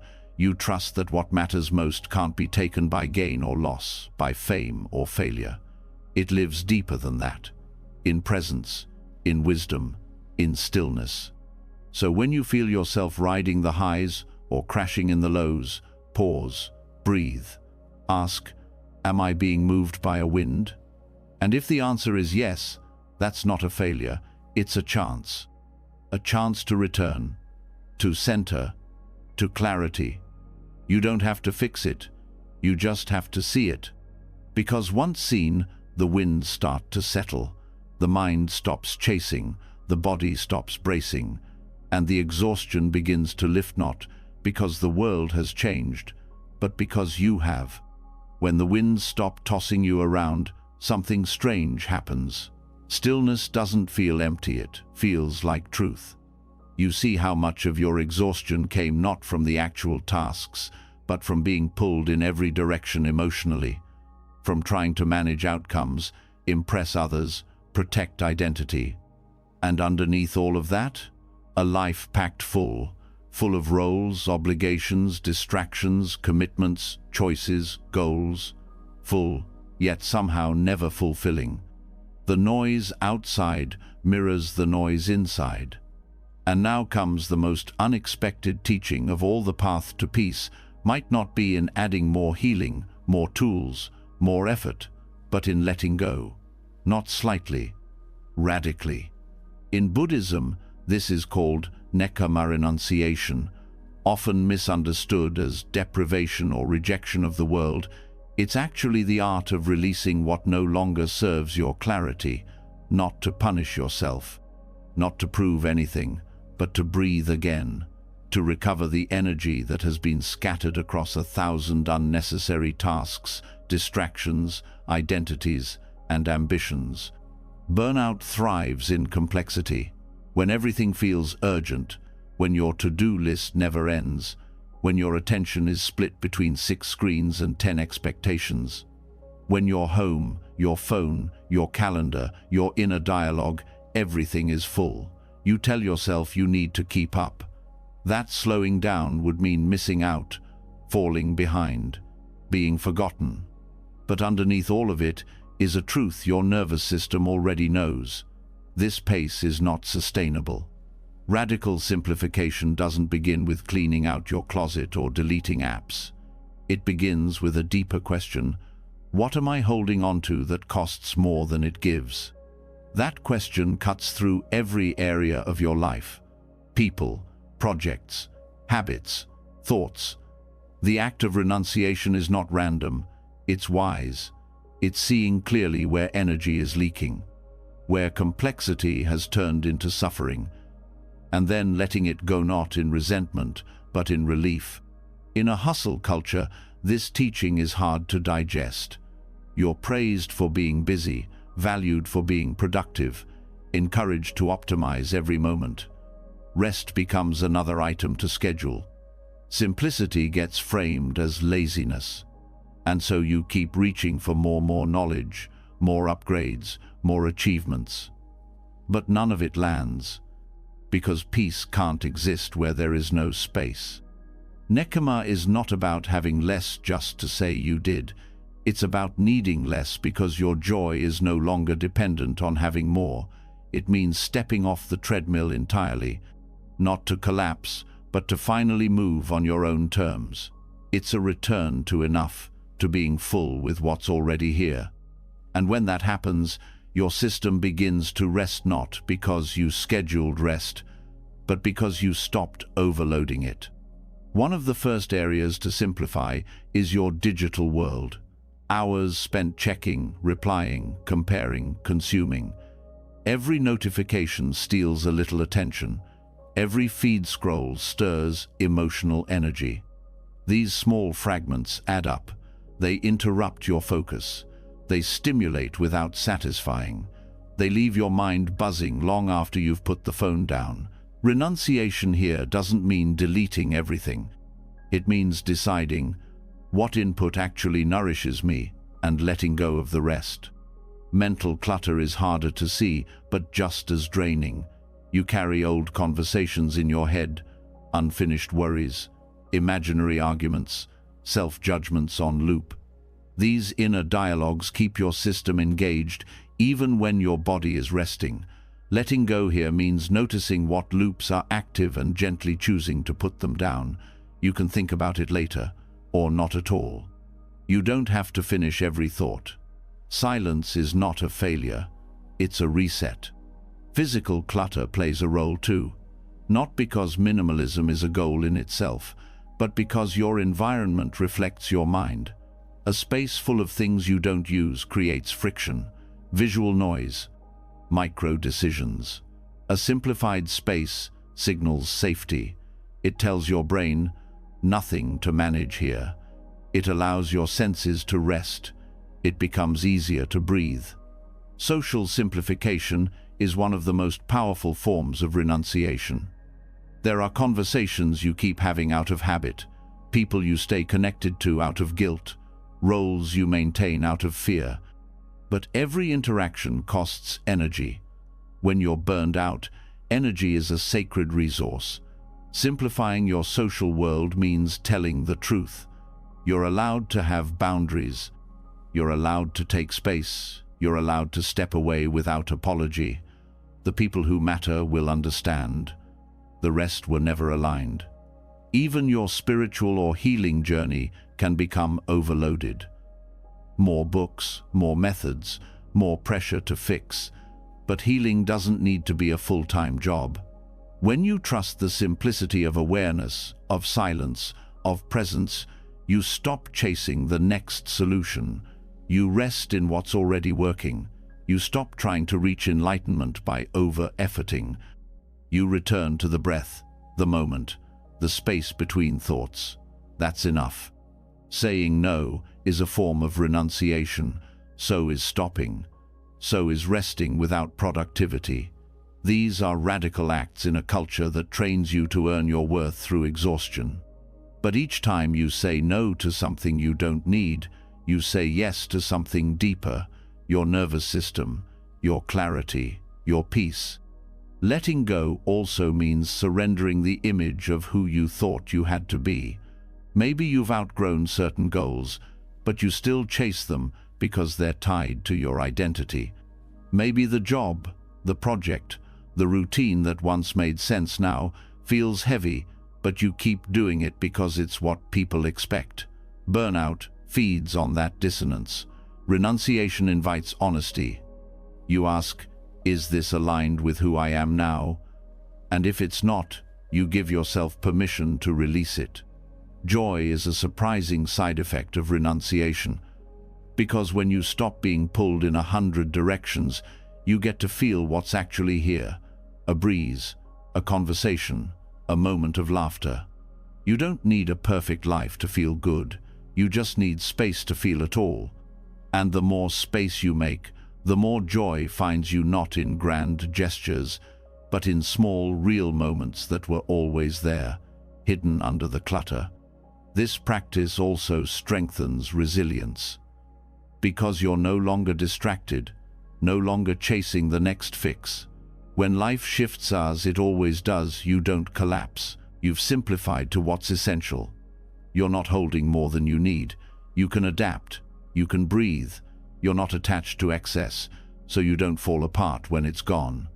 Letting go is not a one-time event. It's a way of living, a rhythm. You check in often. What am I holding now that no longer fits? You get comfortable releasing. You trust that when space is created, wisdom fills it. Not because you forced it, but because space is clarity's natural companion. Renunciation also softens comparison. When you're not trying to match everyone else's pace, you stop judging yourself by their lives. You don't need their success to feel valuable. You don't need their validation to feel seen. You come back to your lane, your rhythm, your needs, and that return is a deep, unshakable peace. Burnout tells you to keep pushing. That rest will come later. That one more achievement will finally bring ease. But ease doesn't come from more. It comes from less, from choosing enough, from no longer building your life on the edge of depletion. This doesn't mean withdrawal. It doesn't mean giving up ambition or joy. It means refining. Choosing only what supports your nervous system, your purpose, your health. It means living from center, not from noise. You act from intention, not pressure. You engage from presence, not performance. Simplicity becomes a sanctuary. You don't rush to fill silence. You don't fear empty space. You don't chase stimulation to avoid discomfort. You stay with what is. You allow things to unfold. And in that space, the body heals, the mind softens, the heart rests.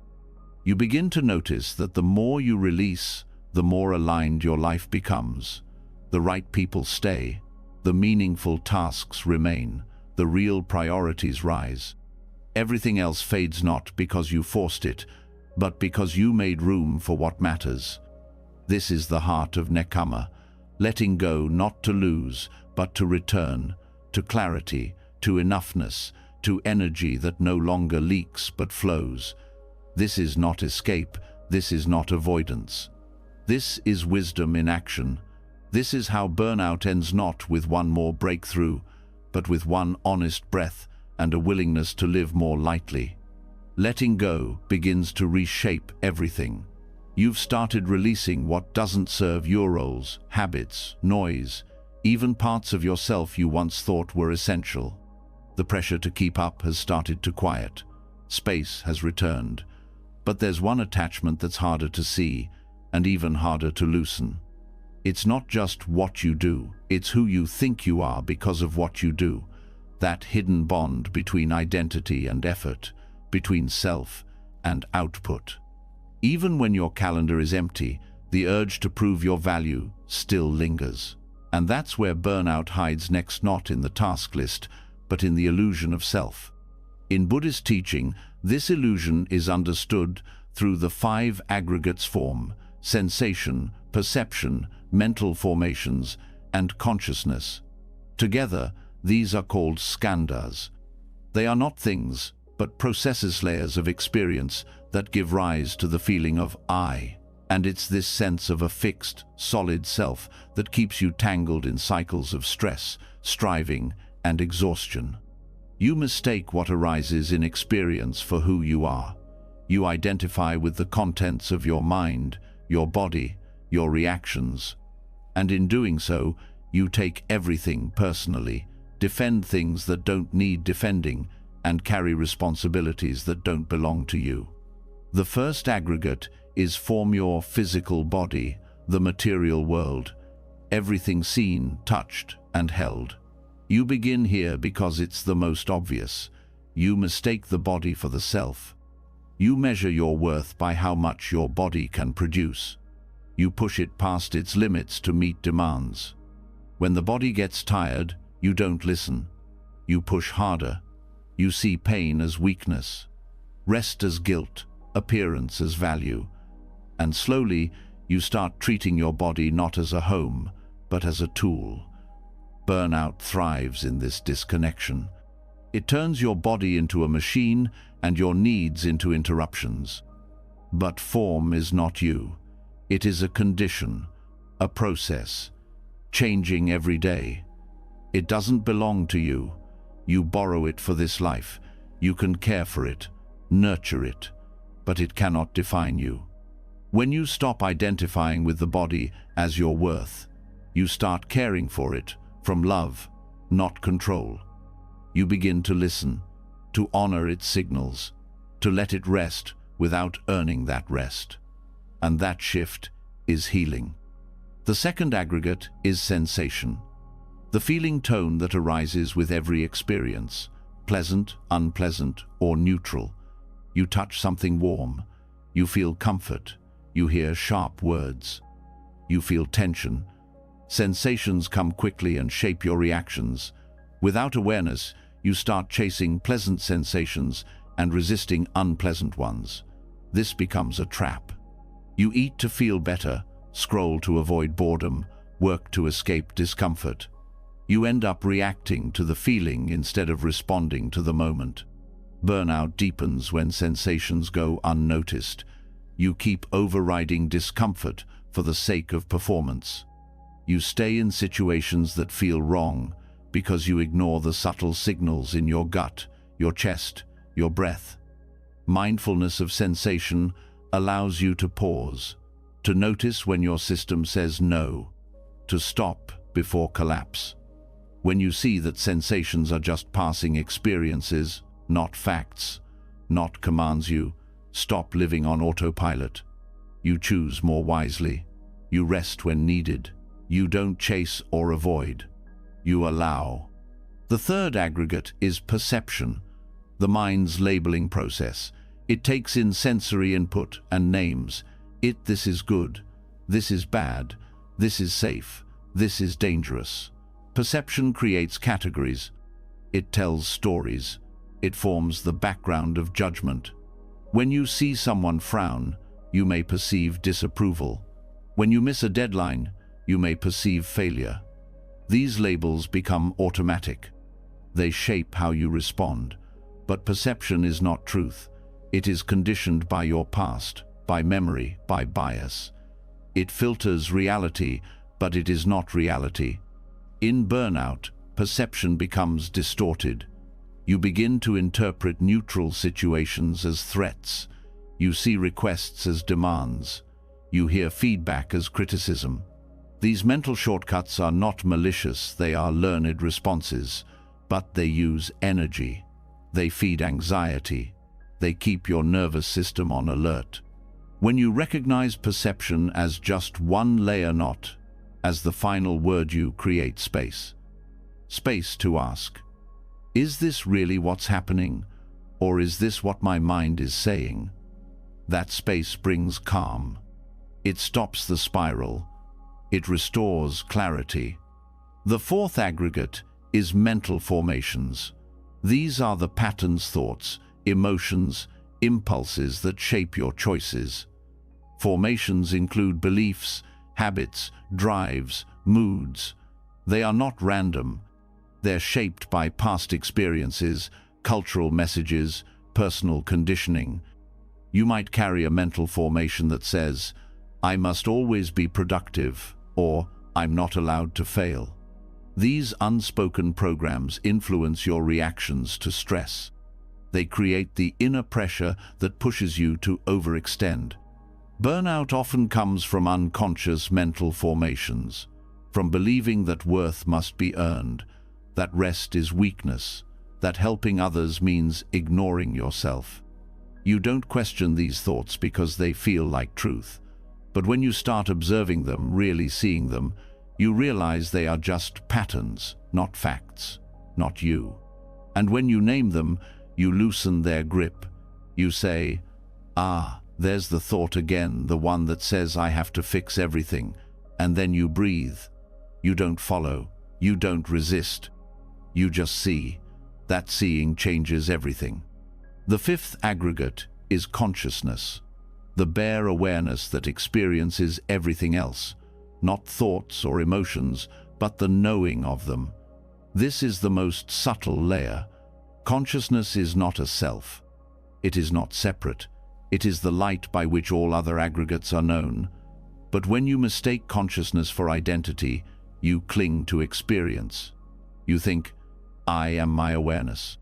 But even that awareness arises due to causes and conditions. It too is a process. Burnout occurs when consciousness becomes entangled in everything it observes. You become the exhaustion, the stress, the identity of the helper, the achiever, the one who keeps it all together. But when you sit in stillness, when you see that awareness is not the same as what it knows, you gain distance. You can witness without becoming. You can feel pain without drowning in it. You can notice fatigue without building an identity around it. These 5 aggregates don't bind you unless you cling to them. They are not problems, they are the structure of experience. But when you mistake them for who you are, you suffer. You try to fix what's always changing. You try to control what's not yours. You defend what doesn't need defending. You burn out from holding what isn't solid. Disentangling identity from work starts here, with seeing that the self you're protecting, the one who must succeed, must be useful, must prove their worth, is built from these aggregates. A process, not a person, a temporary configuration, not a truth.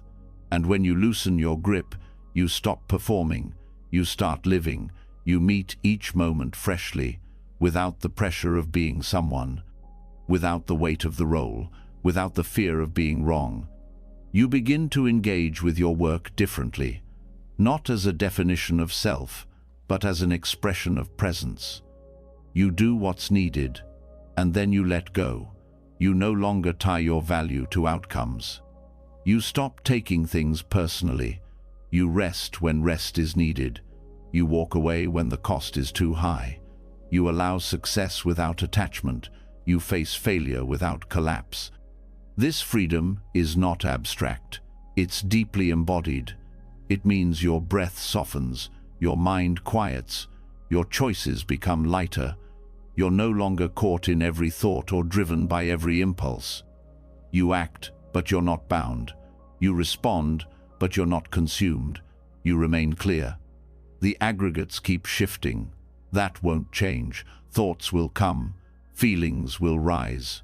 Bodies will tire. Perceptions will label. Formations will pull. But consciousness remains, watching, not clinging. And in that space, burnout ends, not by force, but by insight. This is not escape. It's awakening. The end of identity as exhaustion, the beginning of living as freedom. When you stop clinging to the parts you once believed were you, something subtle but life-changing takes shape.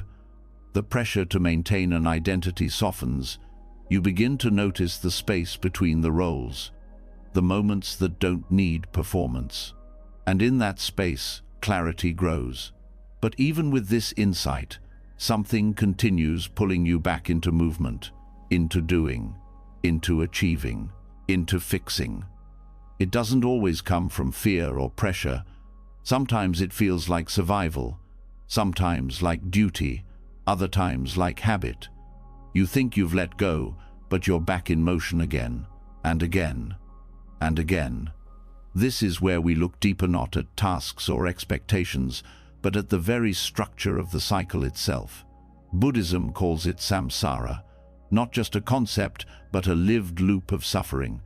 Not just about rebirth, but the repeated patterns of mind that trap you in struggle. And burnout, when seen through this lens, isn't simply about exhaustion. It's about entrapment.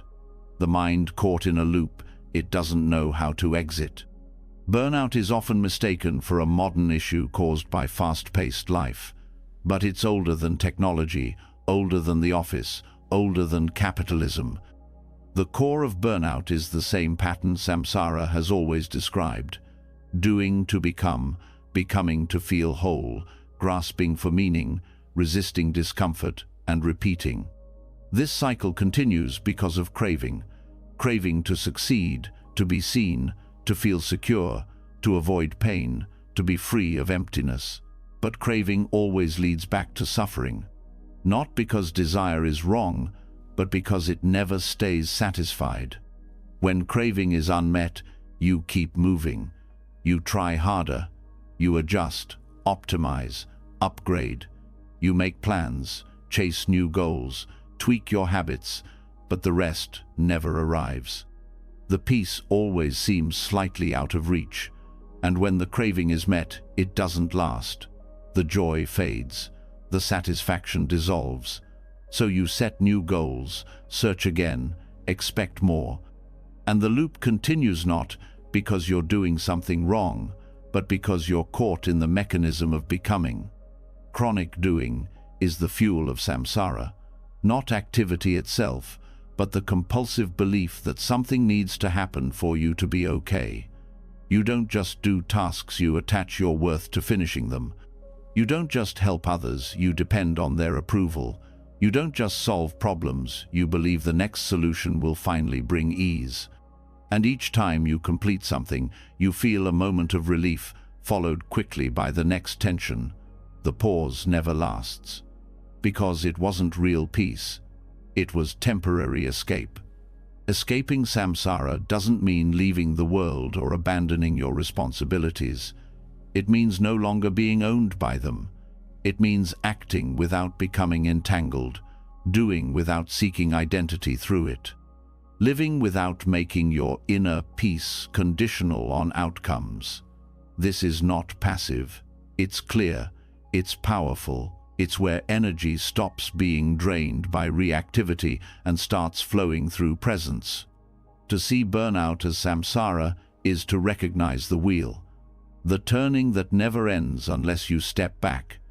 That stepping back starts with awareness. You watch how your day unfolds. You feel the pull to check, to answer, to solve, to prove. You notice the internal push, I must, I should, I need to. And in that noticing, you pause. You ask, what is this moment trying to turn me into? Because every action, every thought, is part of the looper, the exit from it. The exit is not dramatic. It's often silent. It's the breath you take instead of the email you rush to write.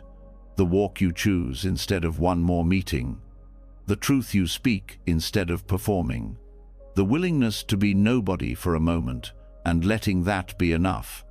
These choices are not about stopping life, they are about seeing clearly. When the loop is seen, it loosens.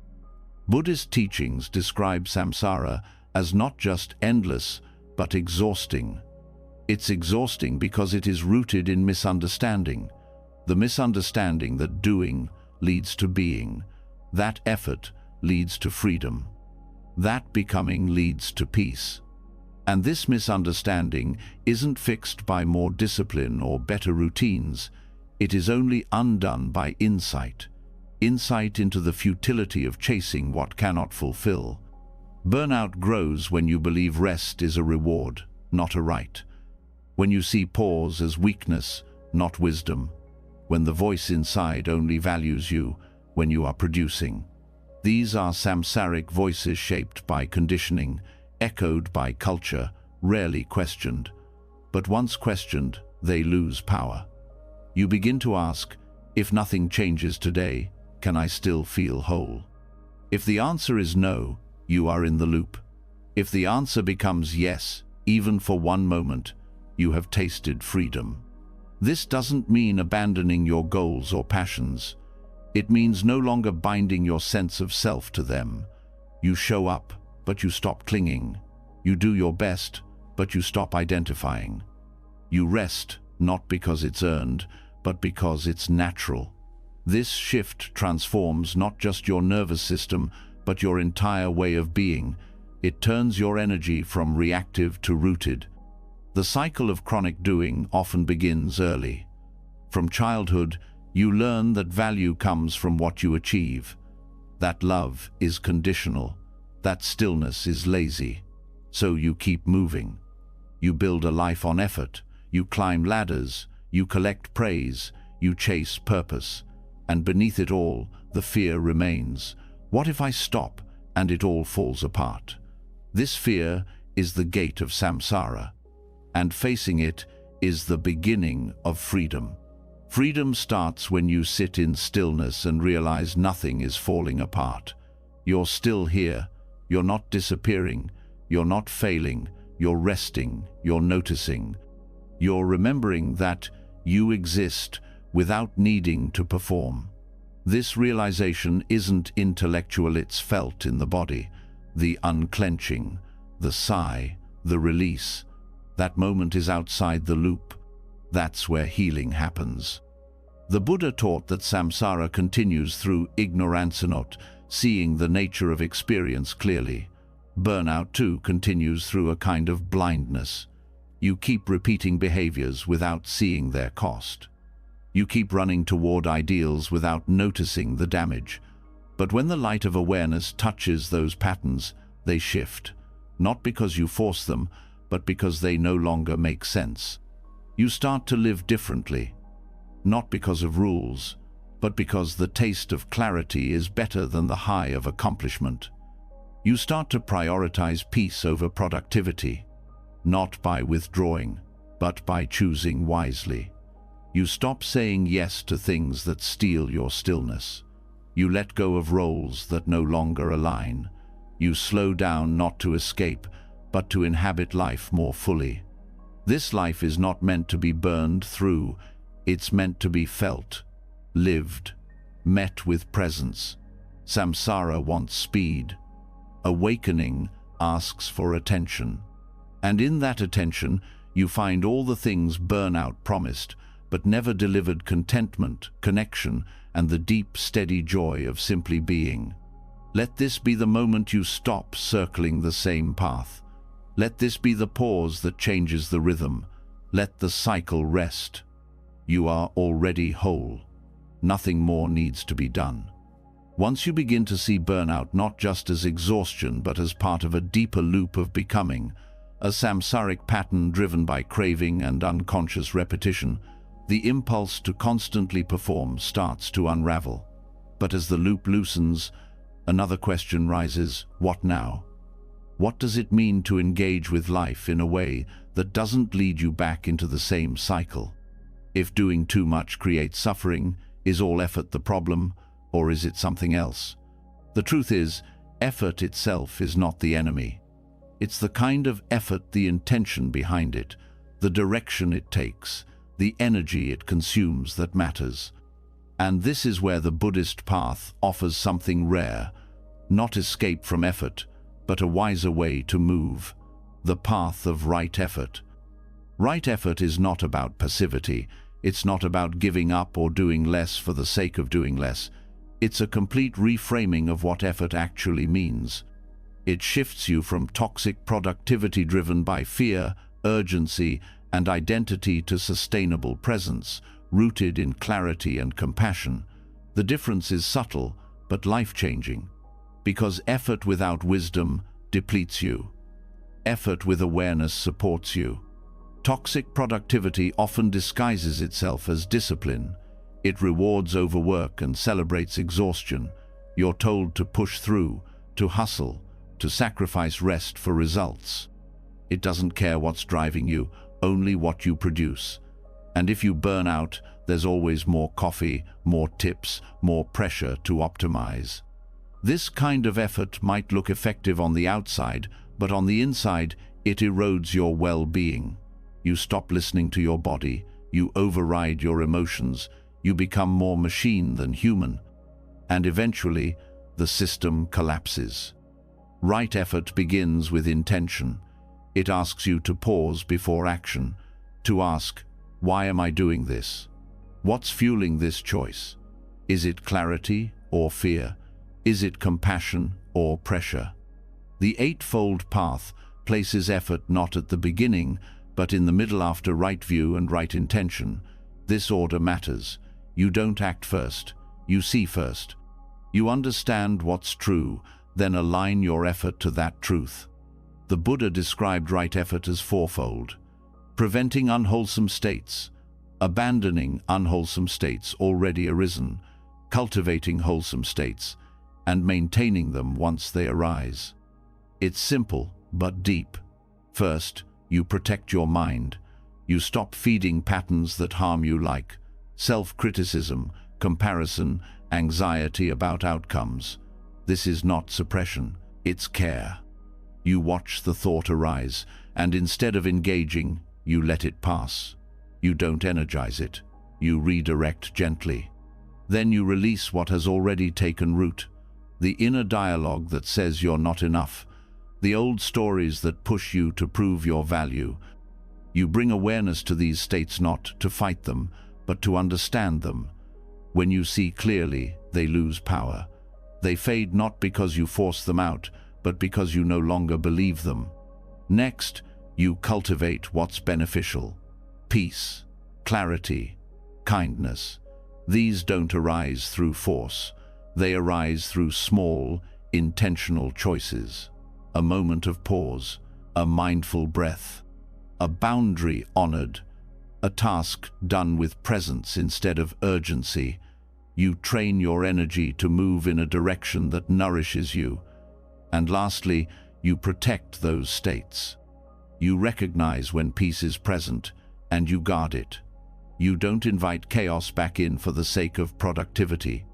This is effort as care, effort as wisdom. Not push, but precision.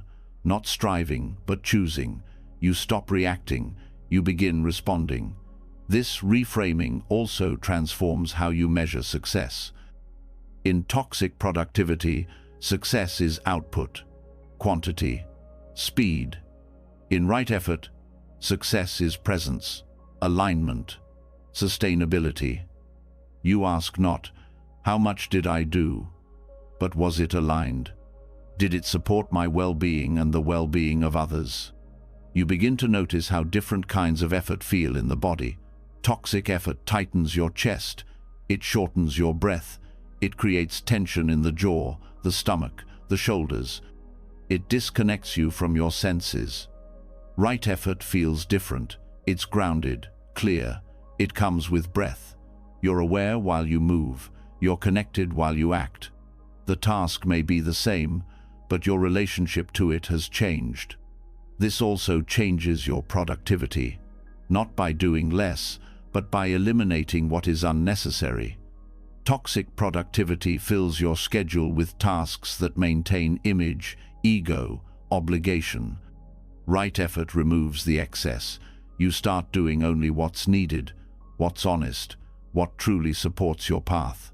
And because you're not wasting energy on performing or proving, your work becomes more focused, more meaningful. Right effort includes rest, not as something that breaks your momentum, but as part of the rhythm of wise action. Just as a seed needs both sun and soil, your system needs both movement and stillness. You don't rest only when exhausted. You rest because it maintains clarity. You don't wait until burnout forces you to stop. You pause because you're awake to what your body is saying now. This approach to effort also transforms your relationship with failure. Toxic productivity treats failure as a threat, as proof that you're not doing enough. It leads to shame, overcompensation, and more burnout. Right effort sees failure as part of learning, as something that happens when you're experimenting, growing, staying honest. You don't need to fear it. You simply adjust, return to center, continue. Right effort works with capacity. It meets you where you are. On days when your energy is low, you do less. You don't force it. You don't punish yourself. You listen. You adapt. Some days require softness, others require strength.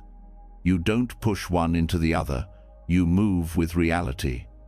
This flexibility is what makes right effort sustainable. It bends, it breathes, it lasts.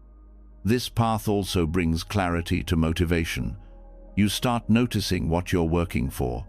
Is it love, safety, approval, avoidance? When you bring attention to your motives, you begin to purify them. Not perfectly, but honestly. You no longer act out of habit alone. You pause. You ask, is this effort rooted in fear or in truth? This question cuts through illusion. It helps you redirect. It protects your energy from being used against you. Right effort is deeply compassionate. Toward others, yes, but especially toward yourself. It doesn't require perfection.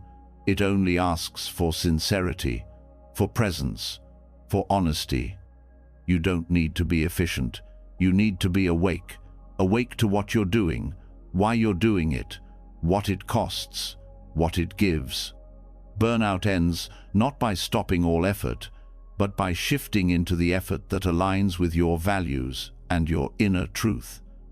It's not that you do nothing, it's that you stop doing what drags you out of integrity.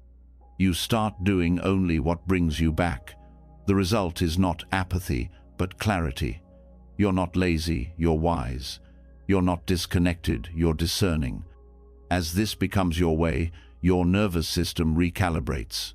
You stop running on adrenaline. You stop collapsing into recovery.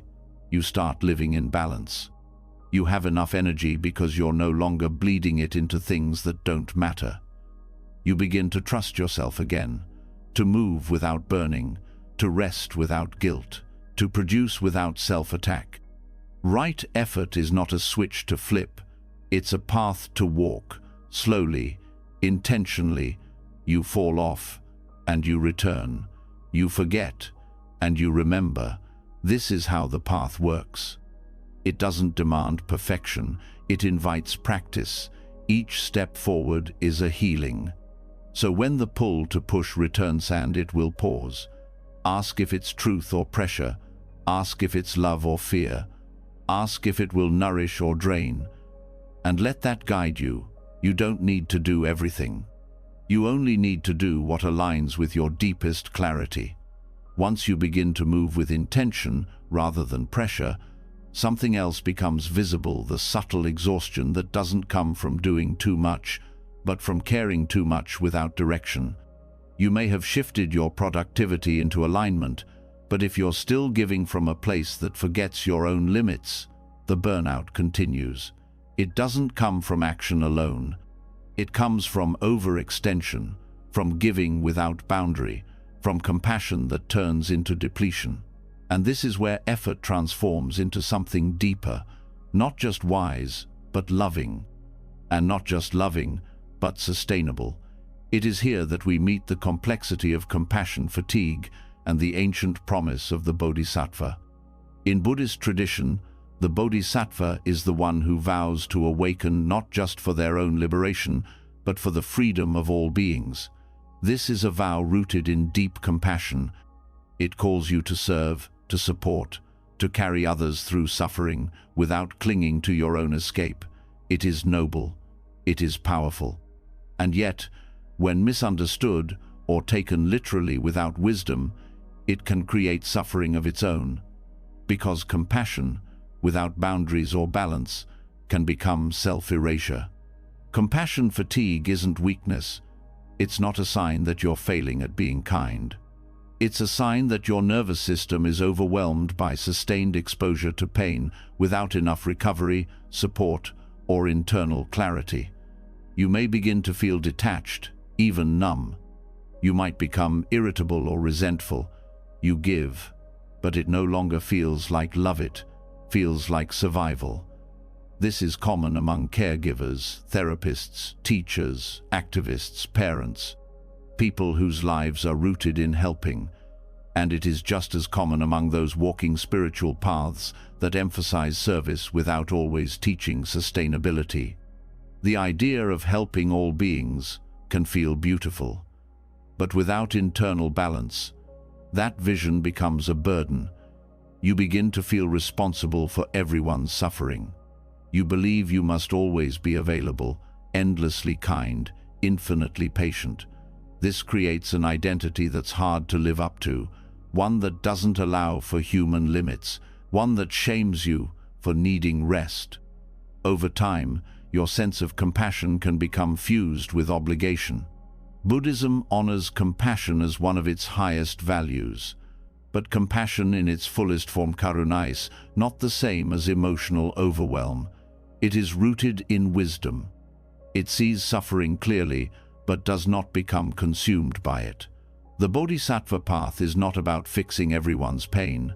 It is about showing up with presence, honesty, and humility. It is about serving without losing your center. When compassion is practiced with clarity, it becomes healing. When practiced without boundaries, it becomes self-sacrifice.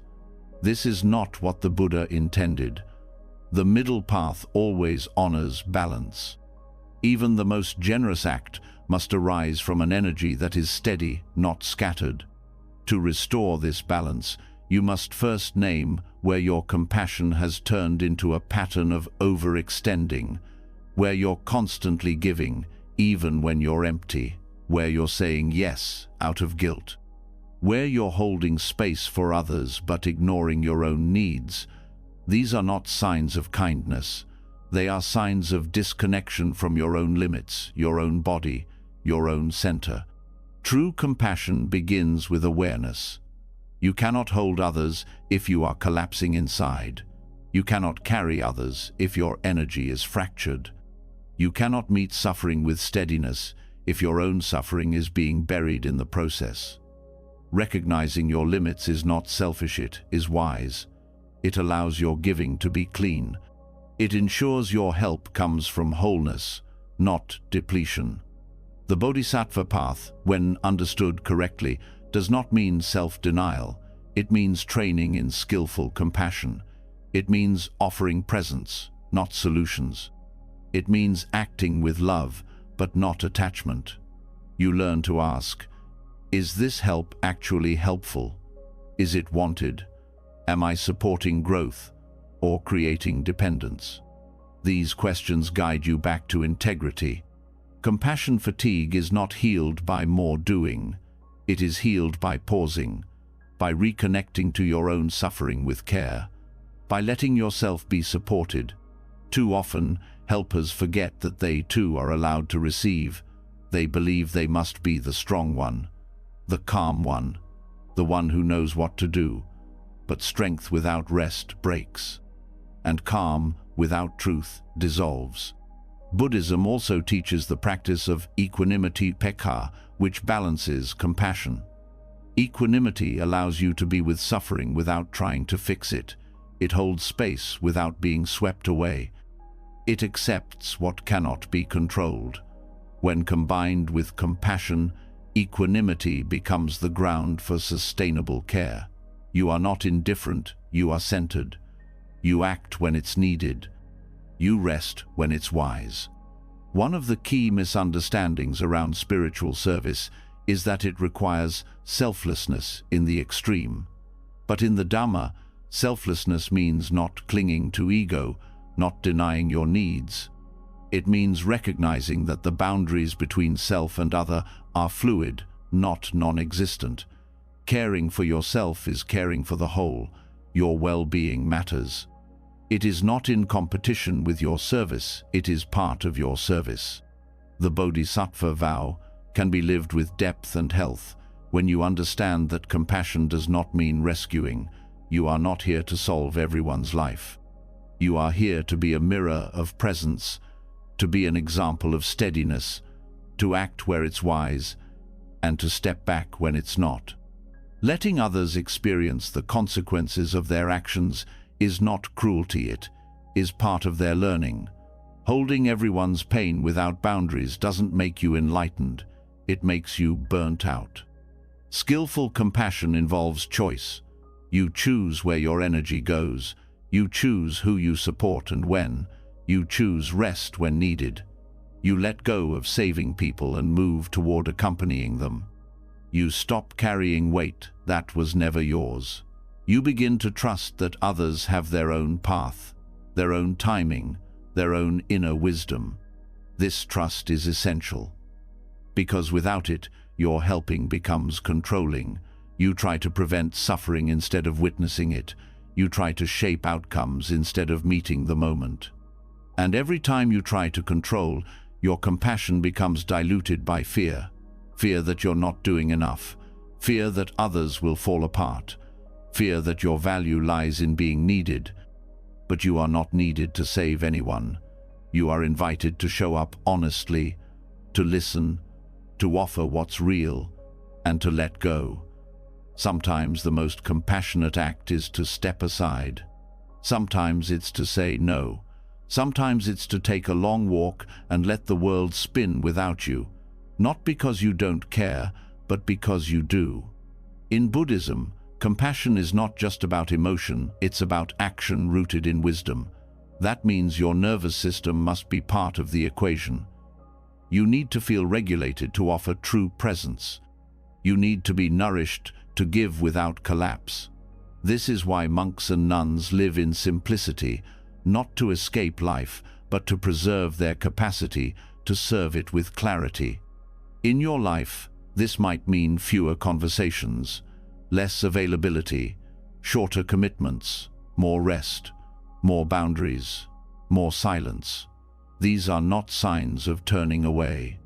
They are signs of deepening your compassion so it lasts. When compassion is rooted in truth, it sustains itself. It doesn't flare up and crash, it flows. It respects both giver and receiver. It honors space. It doesn't confuse presence with fixing. It doesn't depend on praise. It isn't afraid of discomfort. It trusts the process. Let go of the belief that your worth is tied to how much you do for others. Let go of the story that says you must always say yes. Let go of the fear that boundaries mean failure. Instead, return to the center of compassion, awareness, care, and balance. Be generous, but not at the expense of your own soul. You are not here to burn for others. You are here to light a steady flame that warms, not scorches, one that lasts, one that heals, one that invites others to do the same. When compassion becomes steady instead of sacrificial, your nervous system begins to recover. You've started to learn what it means to care without collapsing, to give without guilt, to love without losing yourself. But even when your boundaries are in place and your intentions are clear, another form of depletion can linger quietly in the background, one that doesn't come from doing too much for others, but from taking in too much from the world around you. not through effort, but through exposure. Constant input is invisible until you try to rest. It's in the scrolling, the multitasking, the noise that follows you from room to room. It's the background hum of images, sounds, notifications, voices, opinions. And each piece of input takes something, not just your time, but your focus. Not just your attention, but your emotional stability. You may not feel overwhelmed in the moment, but by the end of the day, you can't figure out why you're so drained. You've done nothing physically exhausting yet you're spent. This is where the Buddhist teaching of Indriya Samvara, sense restraint, comes in. It's a practice rarely talked about in modern conversations, yet deeply relevant to today's overstimulated world. It isn't about suppression or avoidance. It's not about shutting your eyes to beauty or plugging your ears to sound. It's about moderation. It's about knowing the limits of your attention and understanding that the senses are gateways, not just for experience, but for energy. What you allow in through those gates can either restore you or exhaust you. Sense restraint begins with awareness. You notice how much you're actually taking in, not just what's in front of you, but how much of it you're absorbing. Your phone might be on, but are you really present? The TV might be playing in the background, but what is it doing to your mood? The podcast, the open tabs, the endless visuals, each one leaves a trace. And while your conscious mind may filter them quickly, your nervous system does not. It processes every bit, and that processing uses energy. This doesn't mean the senses are bad. Buddhism never claims that, but it does point out how unguarded senses can lead to suffering. Not because seeing or hearing is the problem, but because the mind attaches, reacts, craves, and resists in response to what comes in. One piece of news can spark a spiral. One image can trigger insecurity. One sound can bring tension. When you multiply this by the hundreds of stimuli you receive each day, the result is overstimulation. And overstimulation leads to chronic fatigue, not just physical, but emotional. Sense restraint doesn't ask you to run from the world. It asks you to be selective, to choose what your mind is exposed to with the same care you use when choosing what your body eats. You don't let just anything into your body. Why let anything into your mind? You begin by noticing your thresholds. How much sound can you take before you feel agitated? How much scrolling before you feel numb? How many conversations before your thoughts get scattered? These thresholds are not fixed. They change with your energy, your state, your capacity. Honoring them requires honesty, noticing when you've had enough and choosing to pause. Pausing can feel unnatural at first. You may be used to filling every quiet space with more input, but the silence you avoid is often where healing begins. When the senses are given rest, the system recalibrates. You begin to hear the body's signals again. You begin to notice what was drowned out by the noise, subtle emotions, intuitive guidance, unprocessed experiences waiting for space to surface. A simple act like turning off your phone an hour earlier can begin this shift. Or eating without watching something, or walking without headphones. These are not grand gestures. They are micro moments of space. And that space is what rebuilds your emotional reserve. It allows the nervous system to shift out of constant alertness into a rhythm of rest. Sense restraint is also about direction. Not just limiting input, but choosing input that aligns with peace. This is not about moral judgment. It's about energetic effect. Does this conversation leave you feeling grounded or scattered? Does this content inspire or drain? Do these sounds help your body soften or tighten? You become curious. You study cause and effect. Not to control everything, but to become skillful with what you invite in. One of the most misunderstood ideas about burnout is that it comes only from doing. But overstimulation without movement is just as draining. You can be sitting still and still be absorbing too much. Your nervous system doesn't distinguish between digital stress and physical stress, it treats them similarly. Input without space leads to overload. Overload leads to anxiety.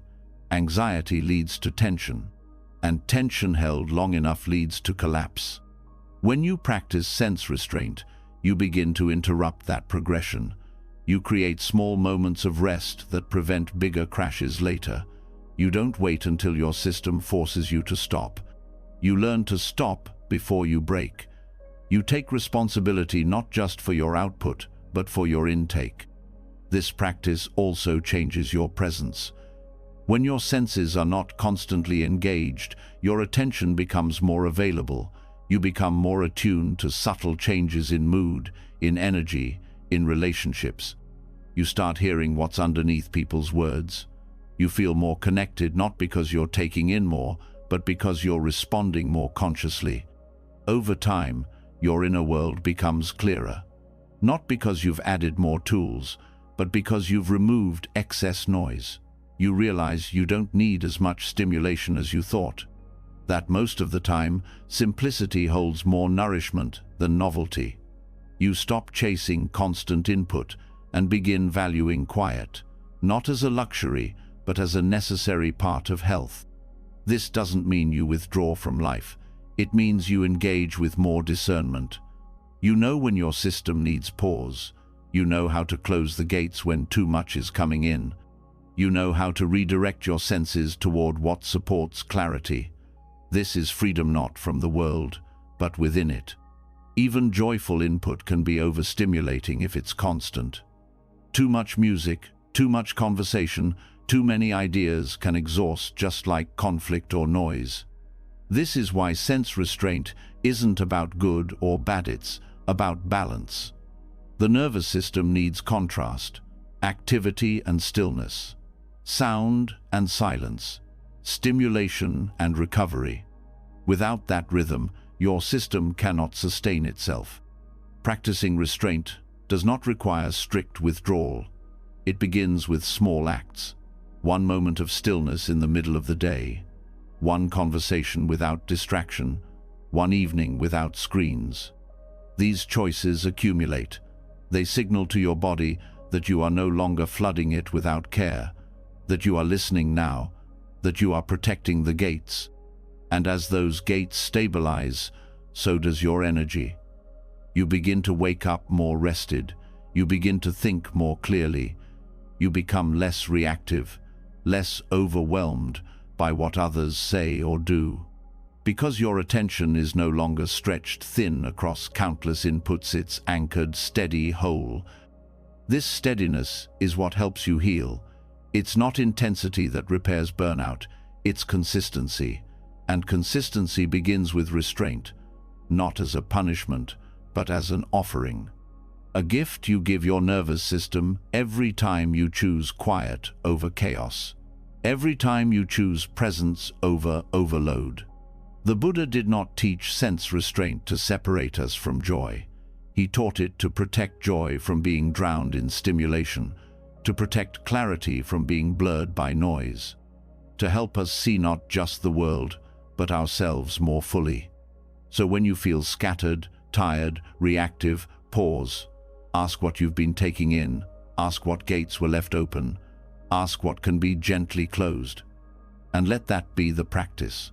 Not escape, just balance. As your senses begin to settle and space returns to your nervous system, something deeper opens. Without the constant flood of noise and stimulation, your mind clears just enough to see what's underneath the exhaustion, not just emotional fatigue, but a fractured rhythm. Your days are scattered. Your weeks blur together. Your sleep is light. Your tasks blend into each other. Time passes, but it doesn't feel lived. And even with all the insight and intention, burnout can linger when your life has no shape to hold your healing. This is where form matters, not rigid structure, but supportive rhythm. A rhythm that reminds your body what safety feels like. A rhythm that restores not only energy, but direction. This is where the monastic tradition becomes deeply relevant. Buddhist monasteries are not just spiritual spaces, they are blueprints for balance. Every part of the day, when to rise, when to sit, when to walk, when to rest, follows a rhythm that allows the nervous system to exhale. Nothing is rushed, nothing is left to chance. Simplicity holds the entire container, and within that simplicity, the mind stabilizes, the body slows down, the heart softens. It is not the absence of work that heals. It is the presence of rhythm that carries you through the day without chaos. Modern life rarely offers this. Days are packed, even rest is fragmented. Mornings are unpredictable, meals are rushed, nights stretch longer than they should. And even with good intentions, recovery doesn't happen in a scattered life. What the monastic world teaches is that healing begins with structure, not for control, but for clarity. You create a pattern that your system can trust. You wake at the same time, you eat at the same time, you rest before depletion, not because you have to, because the body thrives on rhythm. Monastic life does not include random multitasking or constant switching between tasks. It includes one thing at a time, done with attention. A meal is a meal, a walk is a walk. A task is not layered with 3 other distractions. This way of living trains the brain to stop fragmenting. It teaches you to arrive fully where you are. When your energy is split between 5 tabs, 2 conversations, and 100 unread messages, even simple tasks drain you. But when you give one moment your full attention, you use less energy. You feel more alive. You remember what presence is. The monastic day is built around simplicity, not scarcity. Everything unnecessary is removed not because it's wrong, but because it competes with peace. There are no cluttered rooms, no buzzing alerts, no racing schedules. The simplicity is not about poverty, it's about focus. Each item, each action, each word is considered. You don't carry what you don't need, you don't keep what you don't use. This allows the mind to rest not in emptiness, but in enoughness. You can bring this into your own life without becoming a monk. You start small, wake and sleep at consistent times. Create morning and evening rituals that do not rely on stimulation. Eat without screens. Rest before you're desperate. End your day the same way you begin it, quietly, intentionally, without urgency. In monasteries, rest is not earned through exhaustion, it is built into the day. There is time for walking, for sitting, for silence. Rest is part of the rhythm, not a break from it. In burnout culture, rest is seen as recovery. But in monastic rhythm, rest is part of the design. It's expected, it's honored. This teaches your body that slowing down is not failure, it's life-sustaining. Chores are also part of the practice. Cleaning, sweeping, cooking, these are not separate from the spiritual path. They are part of it. In modern life, you may outsource these or rush through them. But when you slow down, even the most basic tasks become grounding. Folding clothes becomes meditation. Washing dishes becomes connection. You begin to see that life does not need to be extraordinary to be meaningful. It only needs your full attention. Community also plays a role. Monks live in sangha, not in isolation. They share meals, chants, labor, but the interactions are minimal and intentional. They are not constantly social. They don't need to entertain or perform. There's presence in the togetherness. Silence is accepted. Time alone is valued. In modern burnout culture, you're often isolated by busyness or overstimulated by social pressure. What monastic life shows is that you need both solitude and gentle connection. Not endless interaction, but supportive presence. Another essential feature of monastic rhythm is cyclic activity. Days have patterns. Weeks include rituals. Seasons follow traditions. There's a cycle within a cycle. This helps the body orient. When every day is different, your system doesn't know what to expect. When you begin to create cycles, weekly rest days, monthly digital breaks, seasonal slowdowns, you anchor yourself. These are not about rigid planning. They are about knowing that rhythm is not just helpful, it's healing. In the monastery, even speech follows a rhythm. Noble silence is practiced during parts of the day. Words are used sparingly. This prevents emotional overload. It reduces mental noise. It allows the senses to recover. In your life, this might look like scheduling time without conversation, letting one day a week be quiet, allowing time after work to include space before socializing. This silence isn't avoidance, it's integration, a chance for the mind to digest. Technology also needs boundaries. In the monastery, there are no phones, no endless scrolling, no split-screen attention. While this may not be fully possible in your world, you can still apply boundaries. Decide when your day is screen-free. Choose hours without input. Let your mornings begin without a device. Let your nights end without content. Protecting your inner rhythm means protecting your attention. Monastic rhythm teaches that life is not meant to be packed.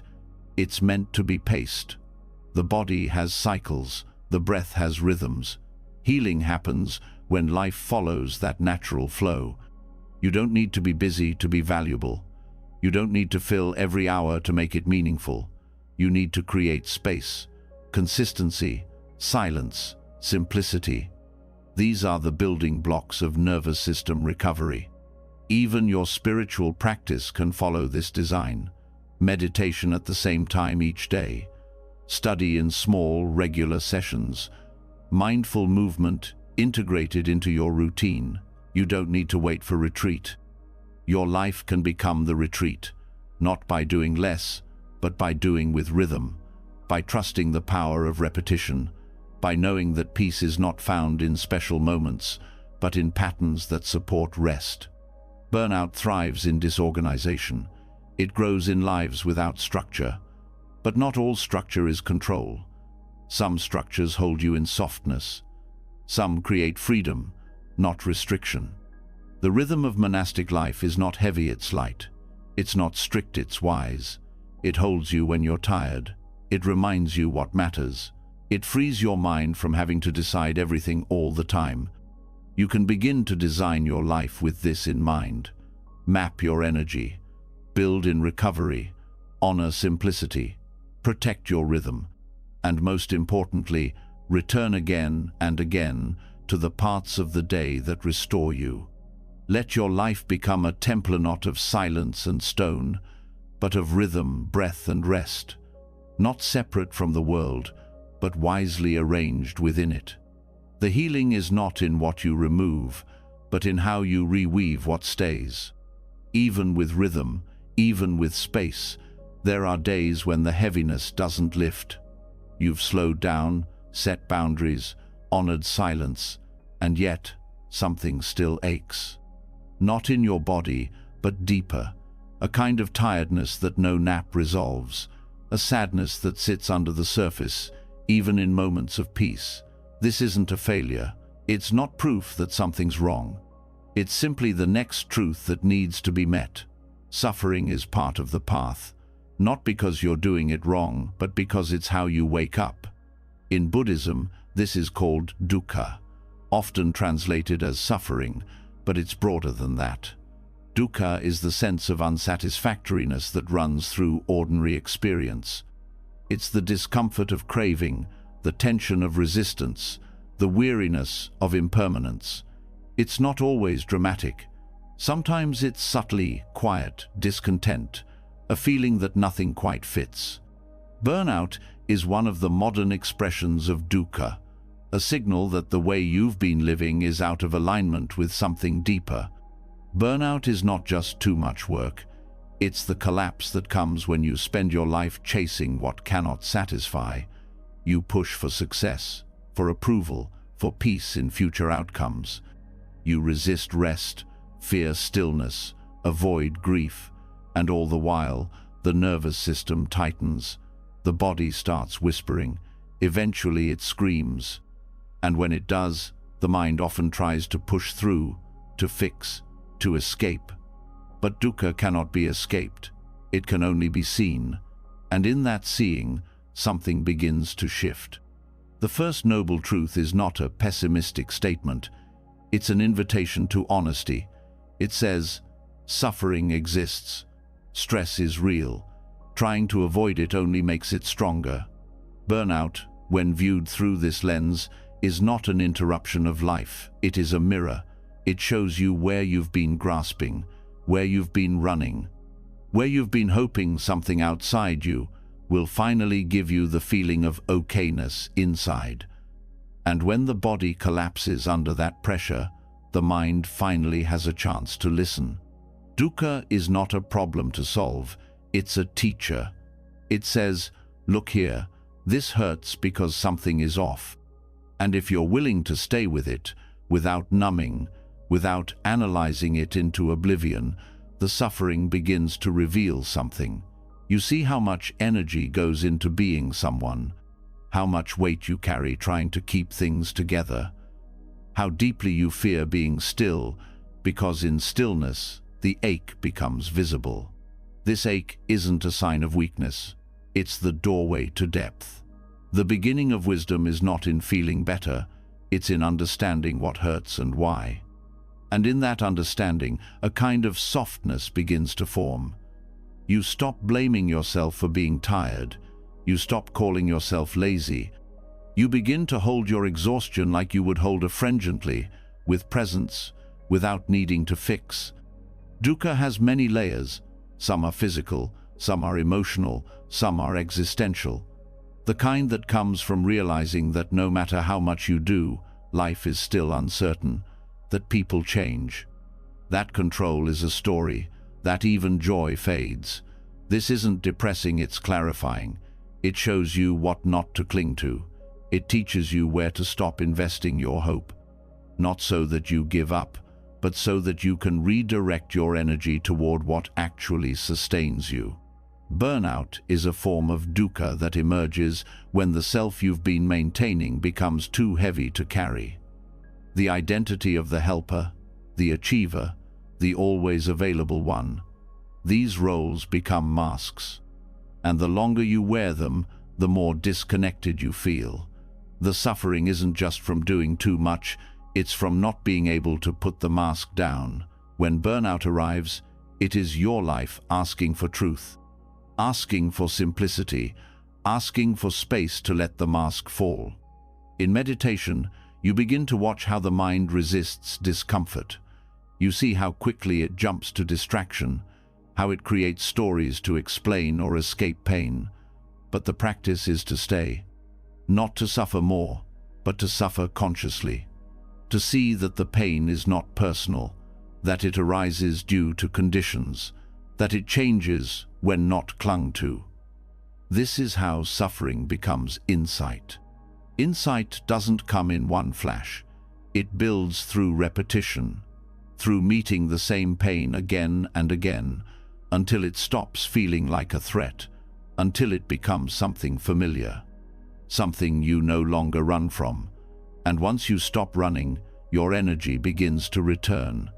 Because it was never the suffering that depleted you, it was the resistance to it. When you meet dukkha with curiosity instead of fear, you begin to ask different questions. Not how do I fix this, but what is this teaching me? You begin to notice patterns, the way you rush through rest, the way you abandon yourself when others are uncomfortable, the way you postpone joy until everything is under control. These patterns are not moral failings. They are learned survival strategies. But they no longer serve you. Dukkha brings them to light so they can be released. The Buddha didn't promise a life without pain. He pointed to the possibility of liberation within the reality of pain. Burnout, then, becomes not a detour from your path, but your path itself. It strips away what's extra. It leaves only what's real. And what's real is not fragile. It's not something you need to maintain. It doesn't need constant validation. It doesn't fear quiet. It simply is. Letting dukkha guide you doesn't mean becoming passive, it means becoming honest. You stop pretending you're okay when you're not. You stop pushing through when what you need is to pause. You let the ache be part of the process, not as something to wallow in, but as something to walk with. You stop asking life to be painless and start asking it to be real. This shift changes how you relate to others. You become less reactive to their pain, less afraid of their discomfort. You no longer need to fix or avoid. You can sit with them as you've learned to sit with yourself. This is the heart of compassion, not sympathy, but presence, not solutions, but space. As you continue to live with dukkha as your teacher, your priorities shift. You stop seeking high peaks and start appreciating quiet ground.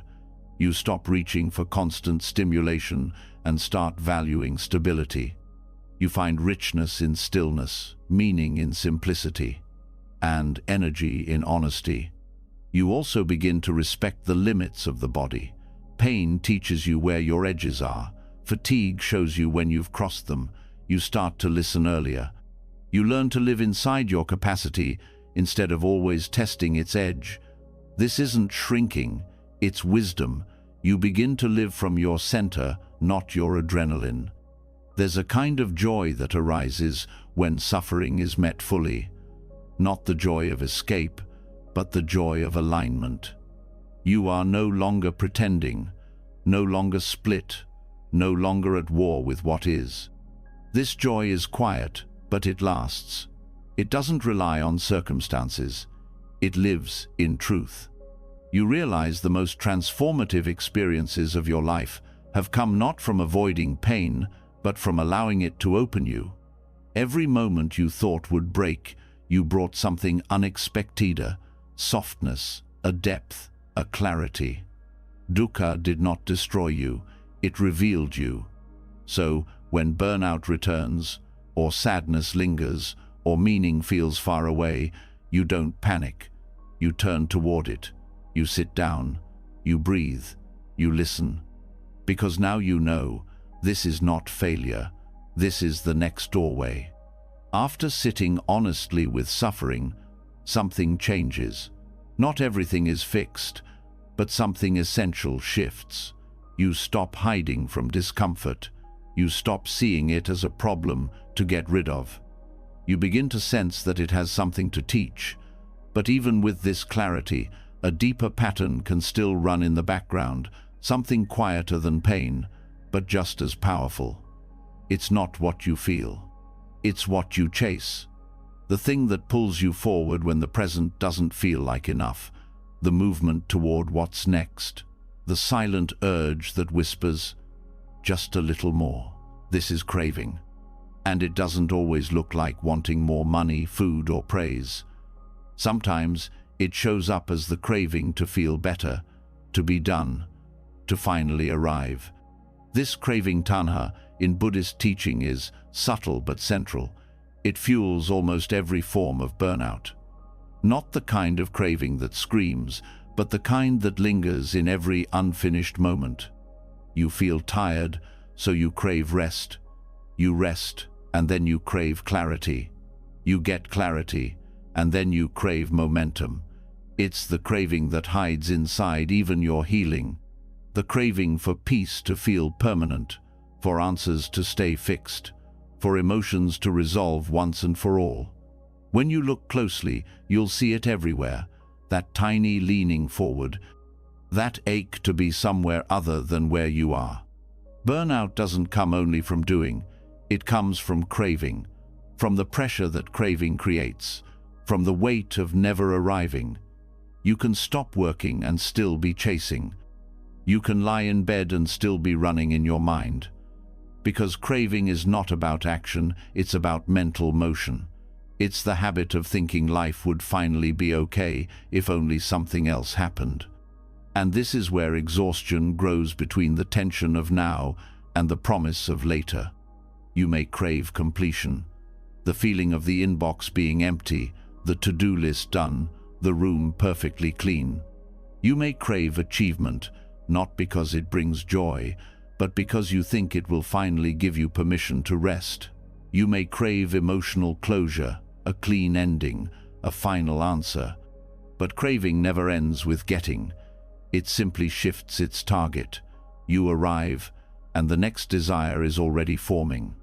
The nervous system stays on alert in this cycle. It doesn't rest because the craving says, "Not yet." Not until it's better, not until it's finished, not until you're different. This is why even pleasurable things lose their power to restore you. You bring craving into the rest itself. You're lying down, but your mind is already thinking about what happens after. You're meditating, but craving results. You're breathing, but craving stillness. And craving is not just for things, it's also for identity. You want to be someone who has it together, someone who's healed, someone who's grounded, calm, wise, and even that craving drains you. Because it turns your practice into performance. It turns presence into pressure. It takes something open and makes it tight. To see this clearly is not to shame yourself. It's to recognize that craving is universal. It's not a moral flaw, it's a human tendency. But when you don't see it, it drives everything. You begin each day not with spaciousness, but with hunger. The hunger for relief, for change, for resolution. And that hunger bends your decisions. It shapes your pace. It defines your inner dialogue. You might crave rest and still never feel rested, not because you didn't sleep long enough, but because you were holding the rest like a tool, using it, expecting it, depending on it to finally erase the weariness. You don't let it be what it is. You lean on it too hard, and it collapses under the weight of expectation. The same happens with achievement. You hit a goal, and instead of joy, there's a brief release, followed by emptiness. So you set another goal. Craving becomes the thread that keeps pulling you forward, but never lets you land. You build a life that looks successful, yet still feels hollow. You do what you thought would help, but you never feel done. Even spiritual practice can be shaped by craving. You want to be awakened, you want to be calm, you want to be better than before. And so you sit, you breathe, you listen, but underneath it all, craving still drives. You're not resting in awareness, you're chasing a version of peace. But peace can't be chased. It's what remains when craving fades. The Buddha didn't say craving is bad. He said it causes suffering because it creates friction. It turns the mind toward what isn't here. It contracts your experience. It creates resistance to what is and addiction to what could be. When you're not aware of it, it feels like your thoughts, your needs, your plans. But when you see it for what it is, it begins to lose its pull. This seeing is the beginning of release, not because you stop craving overnight, but because you stop mistaking it for truth. You learn to sit with the hunger without feeding it. You notice the impulse to fix, to reach, to improve, and instead of obeying, you pause. You say, "This is craving, it's here, it's not me," and you wait. You let the wave pass without riding it. Each time you do this, the nervous system learns something new. That urgency can exist without being followed. That rest is not the reward for achievement, it's available now. That joy isn't in the next thing, it's possible here. You begin to reclaim your energy not by retreating from life, but by refusing to chase what was never meant to be caught. Craving makes everything conditional. You're okay if things go well. You're at peace if emotions behave. You're grounded if the schedule works. But life doesn't follow those terms. And when craving drives your balance, balance will always be fragile. But when presence replaces craving, balance becomes durable. You can hold joy without fear. You can hold pain without collapse. You can meet change with softness. Craving also narrows your view. It makes you miss what's already working, what's already good, what's already here. You crave calm and overlook the silence between your thoughts. You crave connection and miss the warmth in your own breath. You crave freedom and ignore the fact that in this moment, you're not being chased. There's a kind of exhaustion that craving creates not just in the body, but in the heart. You stop trusting stillness. You stop believing peace is enough. You always want more, and that more becomes the prison. Even when you're surrounded by everything you said you wanted, craving whispers, "This isn't it." Letting go of craving is not about detachment. It's about intimacy. You stop leaning forward. You sit with what's here. You breathe with it. You touch life directly. No waiting, no performing, no becoming, just being. And slowly, that shift changes everything. You feel rest without needing it to solve you. You work without needing it to complete you. You care without needing it to fix you. You stop using life as a means to an end. You let it be life. This doesn't mean you lose motivation. It means your motivation comes from clarity, not hunger. You don't act to become, you act because presence moves you. You don't chase results, you align with truth. And the energy that used to get lost in craving becomes available for creativity, for compassion, for joy that isn't tied to outcome. The path out of burnout is not in resisting craving with force, but in seeing it with tenderness. You notice the pull, the wanting, the urge. You soften, you stay. You say, "I don't need to chase this." And in that pause, you find the thing craving was trying to buy you: freedom. Once you begin to see how craving keeps you endlessly reaching, never quite here, never quite full, you also start to see how fragile all of it is. The goals, the roles, the things you thought mattered so much. The mind softens when it realizes chasing won't lead to lasting peace. But what really changes you is the moment you realize how temporary this whole life is, not as a poetic idea, but as an undeniable truth. That everything you're clinging to, everything you're avoiding, everything you're using to define your worth will one day fall away. And when that truth lands, something sharp cuts through the fog, the knowledge that time is limited. And this is the doorway to Maranasati. Death contemplation is not morbid, it's not pessimism, it's clarity. It is the Buddhist practice of remembering that death is not a distant event, it's a fact that shapes every single day. And when burnout is caused by things that don't matter but still demand your energy, this practice has the power to change everything. Because death makes things simple. It strips away what's not essential. It makes it impossible to keep pretending that meaningless obligations are worth your soul. Maranasati brings your life into focus by asking the question no one wants to ask.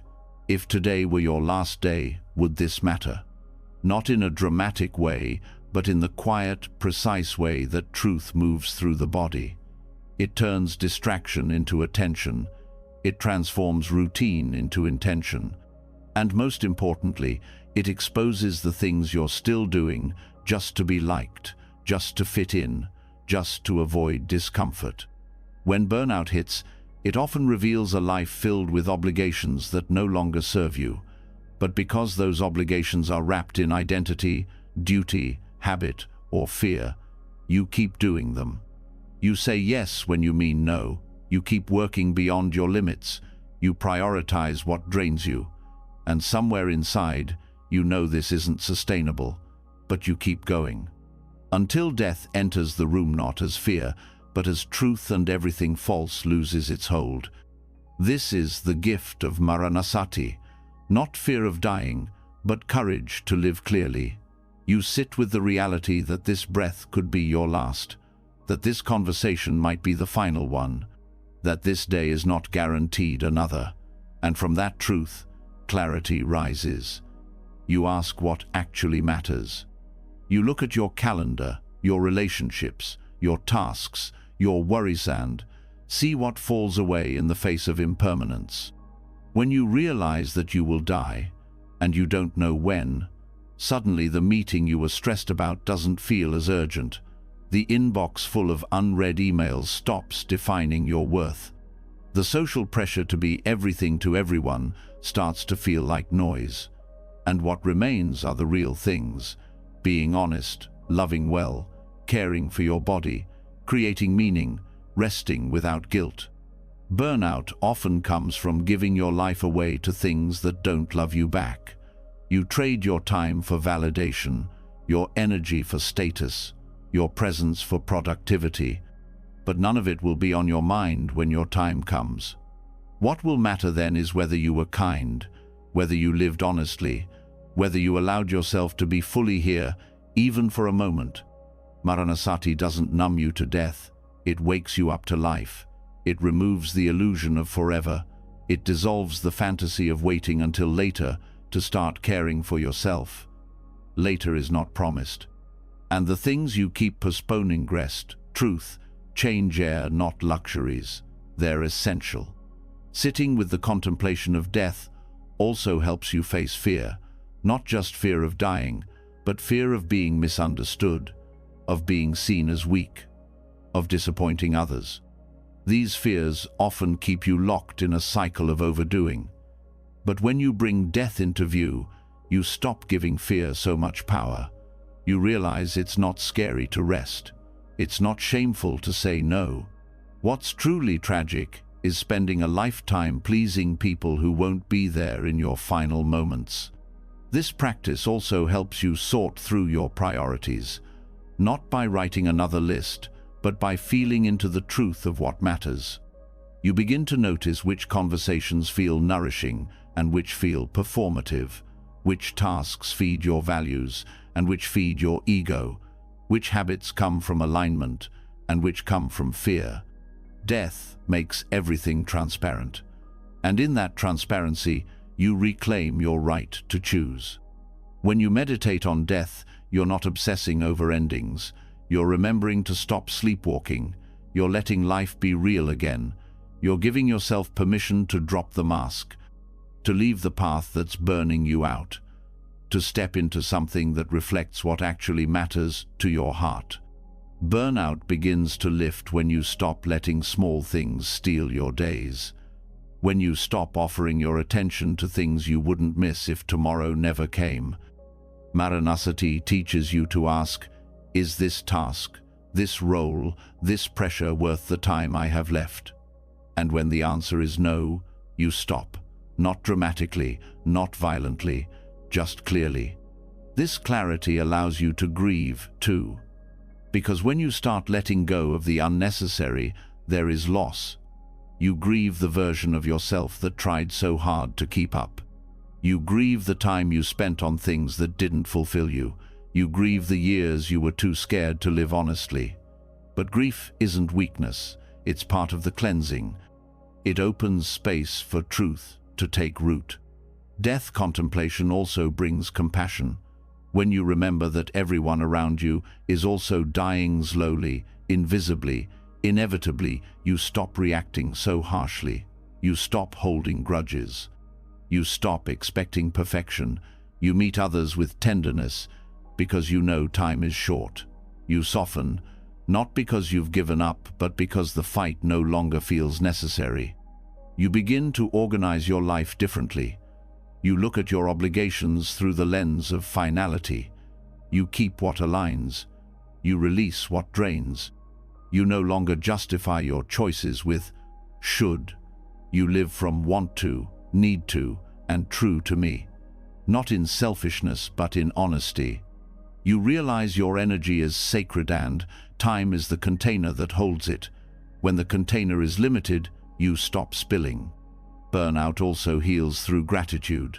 When death is not denied, life becomes precious. You stop rushing through moments.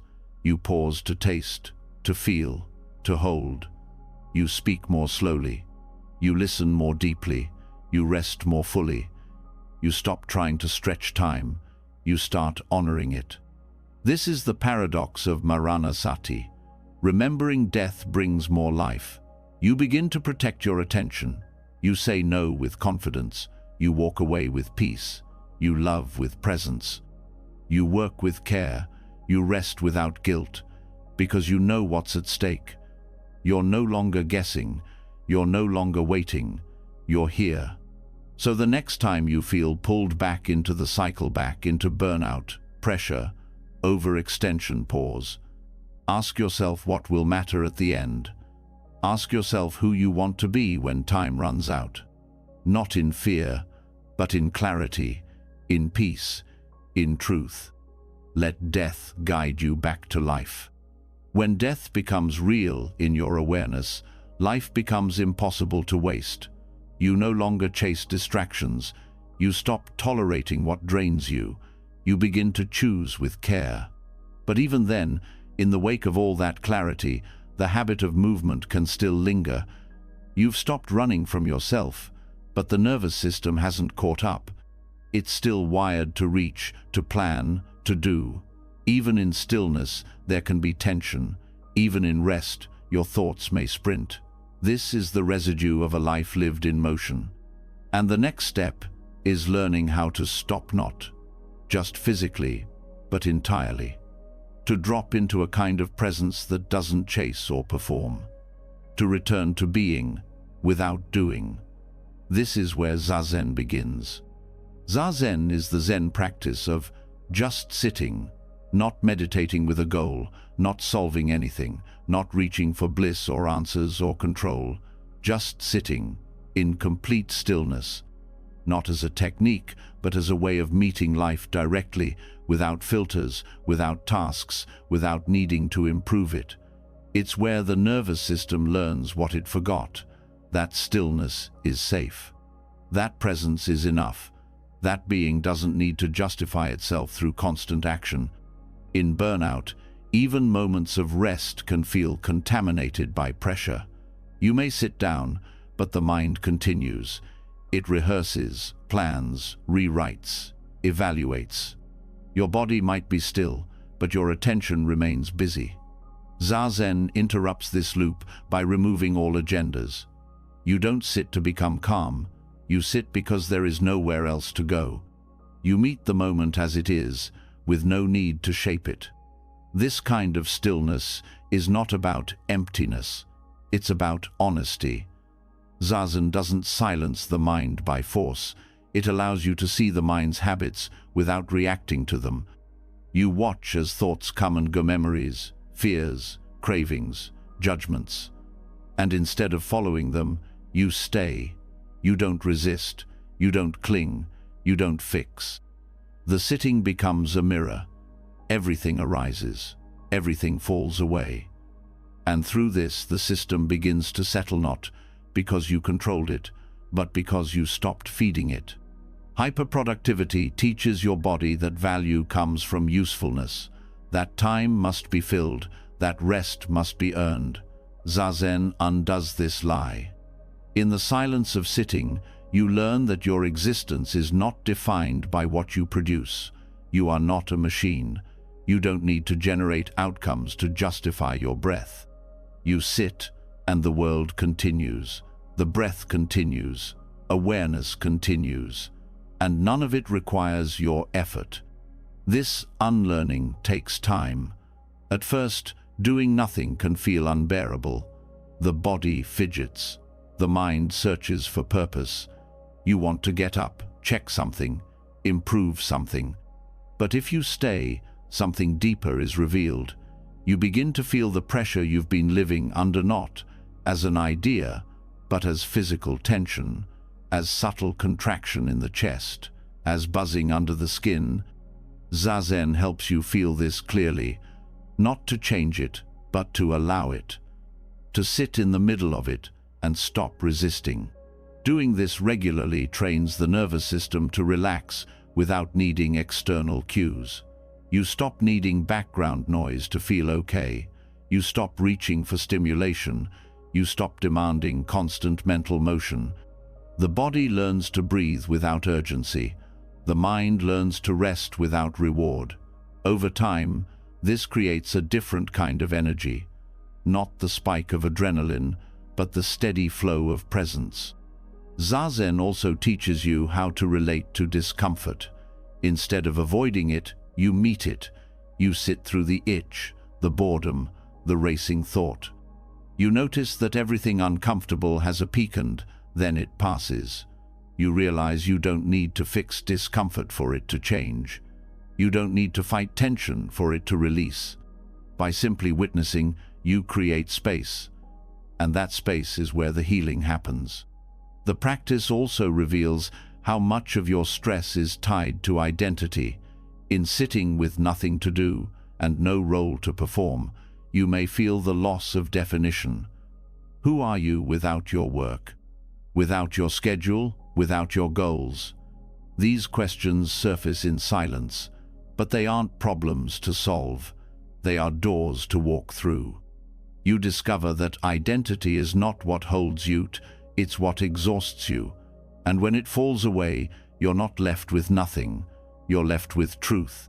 Truth is not always comfortable, but it is always freeing. In the clarity of Zazen, you start to notice the difference between mental noise and actual needs. You no longer confuse urgency with importance. You don't respond to every thought as if it matters. You stop organizing your life around reaction. This creates space for intention. You don't move because you're pushed. You move when it's time. Zazen also changes your relationship with time. When you're always doing, time feels scarce. There's never enough. But in stillness, time expands. A minute can feel full. A breath can feel complete. You stop measuring life by how much you accomplish. You start measuring it by how fully you're here. This doesn't make you passive. It makes you deliberate, focused, awake. This practice doesn't need special conditions. You don't need a retreat. You need a cushion, a chair, a quiet space, and a willingness to meet what's real. You sit upright, alert, grounded. Eyes open or gently closed, hands resting, breath steady, and you just sit. When thoughts arise, you let them go. When sensations come, you let them pass. You don't try to stop anything. You just stop doing. Even 10 minutes a day can begin to shift your rhythm, not because it solves everything, but because it interrupts the pattern. It gives the nervous system something new, space. In that space, you begin to trust stillness. You begin to feel whole without explanation, and slowly, that becomes your baseline not productivity, not pressure, not performance, but being.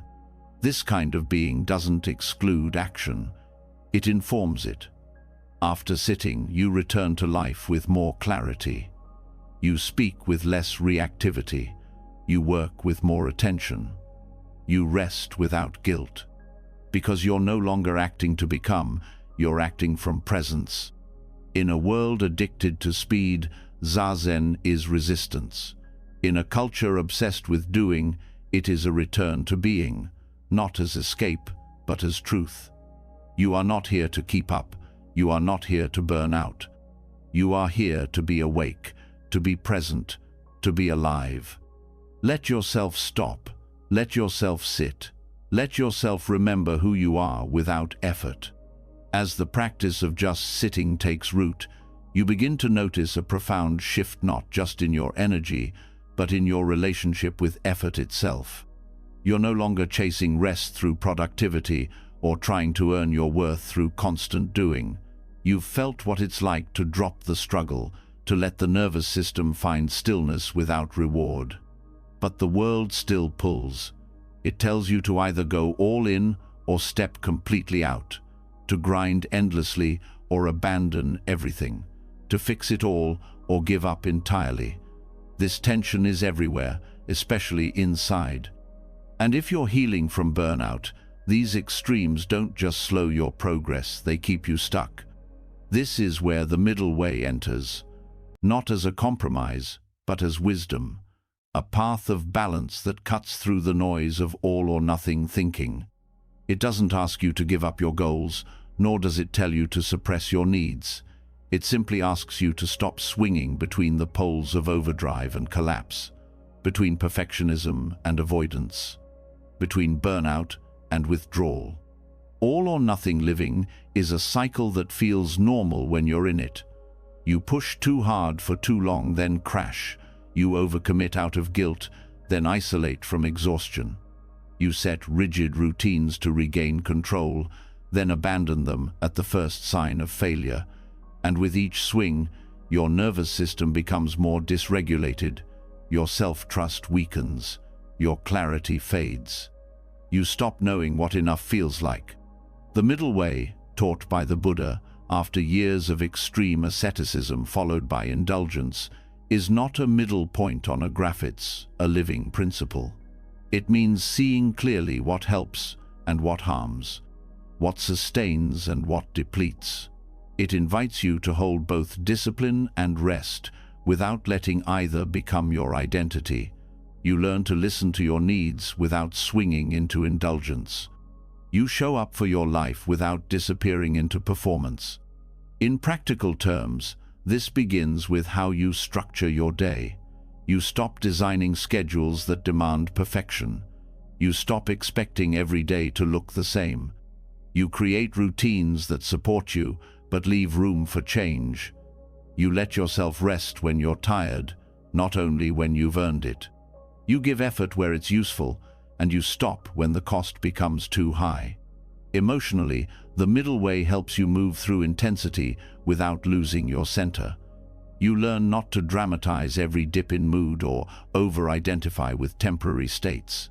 When sadness comes, you let it stay without making it your whole story. When energy rises, you enjoy it without attaching your identity to productivity. This balanced approach makes your inner life more stable, more breathable. You stop fearing your own emotions. You stop needing them to be one way or another. In your career, the middle way asks you to examine how your work fits your life, not just how your life fits your work. You don't have to quit everything to heal, but you also don't have to accept constant pressure as normal. You ask what's negotiable, what can soften, what can be delayed. You no longer treat exhaustion as proof of dedication. You begin to work from presence instead of pressure. This mindset also helps you break free from spiritual extremes. You stop thinking that peace comes only after hours of practice, or that missing a day means failure. You recognize that transformation happens in the small, consistent choices. You don't need to retreat into silence forever, nor do you need to consume every teaching available. You find a rhythm that is both disciplined and forgiving. You trust that every breath counts, even the imperfect ones. One of the deepest shifts the middle way offers is in how you relate to success and failure. All or nothing thinking says you must get it right or not try at all, that you must be the best or you're nothing.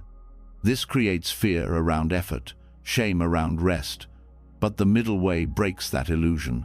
It tells you that progress includes pauses, that growth includes missteps, that healing is not a straight line, but a rhythm of rise and fall. You start to set goals differently, not as ultimatums, but as intentions. You leave space for flexibility. You notice when your expectations are based on fantasy instead of capacity. You allow yourself to want things without grasping. You take action without making it a condition for self-acceptance. Relationships also transform through this lens. You stop expecting others to meet all your needs. You stop offering more than you have to give. You begin to speak more honestly. Set clearer boundaries. Apologize without self-attack. Forgive without abandoning your truth. Balance shows up in your tone, your presence, your ability to hold space without collapsing into it. The middle way also changes how you think about rest. You no longer confuse it with laziness. You see it as part of your rhythm. You stop waiting to earn it. You integrate it into your life before crisis forces you. You let rest be proactive, not reactive. You learn to rest even when things are unfinished, even when there's more to do, because there always will be, and your worth is not tied to checking every box. One of the most healing parts of this path is learning to feel good without guilt. You let joy exist without fearing it will be taken. You allow ease without expecting collapse to follow. You stop sabotaging peace because it feels unfamiliar. Balance becomes your new normal. And with it, a deeper kind of energy returns, not the spike of adrenaline, but the quiet strength of alignment. Burnout recovery is not just about stepping away, it's about stepping into a different way of being. The middle way offers this not as a temporary fix, but as a path forward. One where extremes no longer define you, where you can trust yourself to navigate life without breaking in half, where effort and rest walk side by side, where clarity replaces confusion, and where presence, not perfection, becomes the goal. This way is gentle, but it's not weak. It requires awareness, choice, patience, but it gives something back that extremes never can: stability, not in the world, but in yourself. You've walked through something most people never stop long enough to face. Not just burnout, but the roots beneath it. The craving, the overgiving, the identities that drain you. You've seen how the quiet power of Buddhist wisdom doesn't just soothe your exhaustion, it reshapes your entire relationship with effort, stillness, and self. From the 5 hindrances to the 8 worldly winds. From noble silence to the rhythm of monastic life. From death contemplation to the middle way. Every teaching has pointed to the same quiet truth. You were never meant to burn out just to feel worthy. You were meant to live aligned, present, whole. Burnout doesn't end by doing more. It ends when you return to what you've always had: this breath, this body, this moment. Nothing to prove, nowhere to get, just being. And in that being, something sacred returns: energy, clarity, and peace that doesn't depend on anything outside of you. If any part of this resonated, if something softened inside you tonight, I want to hear from you. Drop a comment and share. Which teaching will you carry with you tomorrow? Your words might be exactly what someone else needs to read. And if you'd like to keep walking this path slowly, wisely, and together, make sure to subscribe to the channel.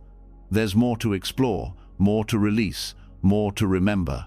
This is just the beginning. Rest well. You've already done enough.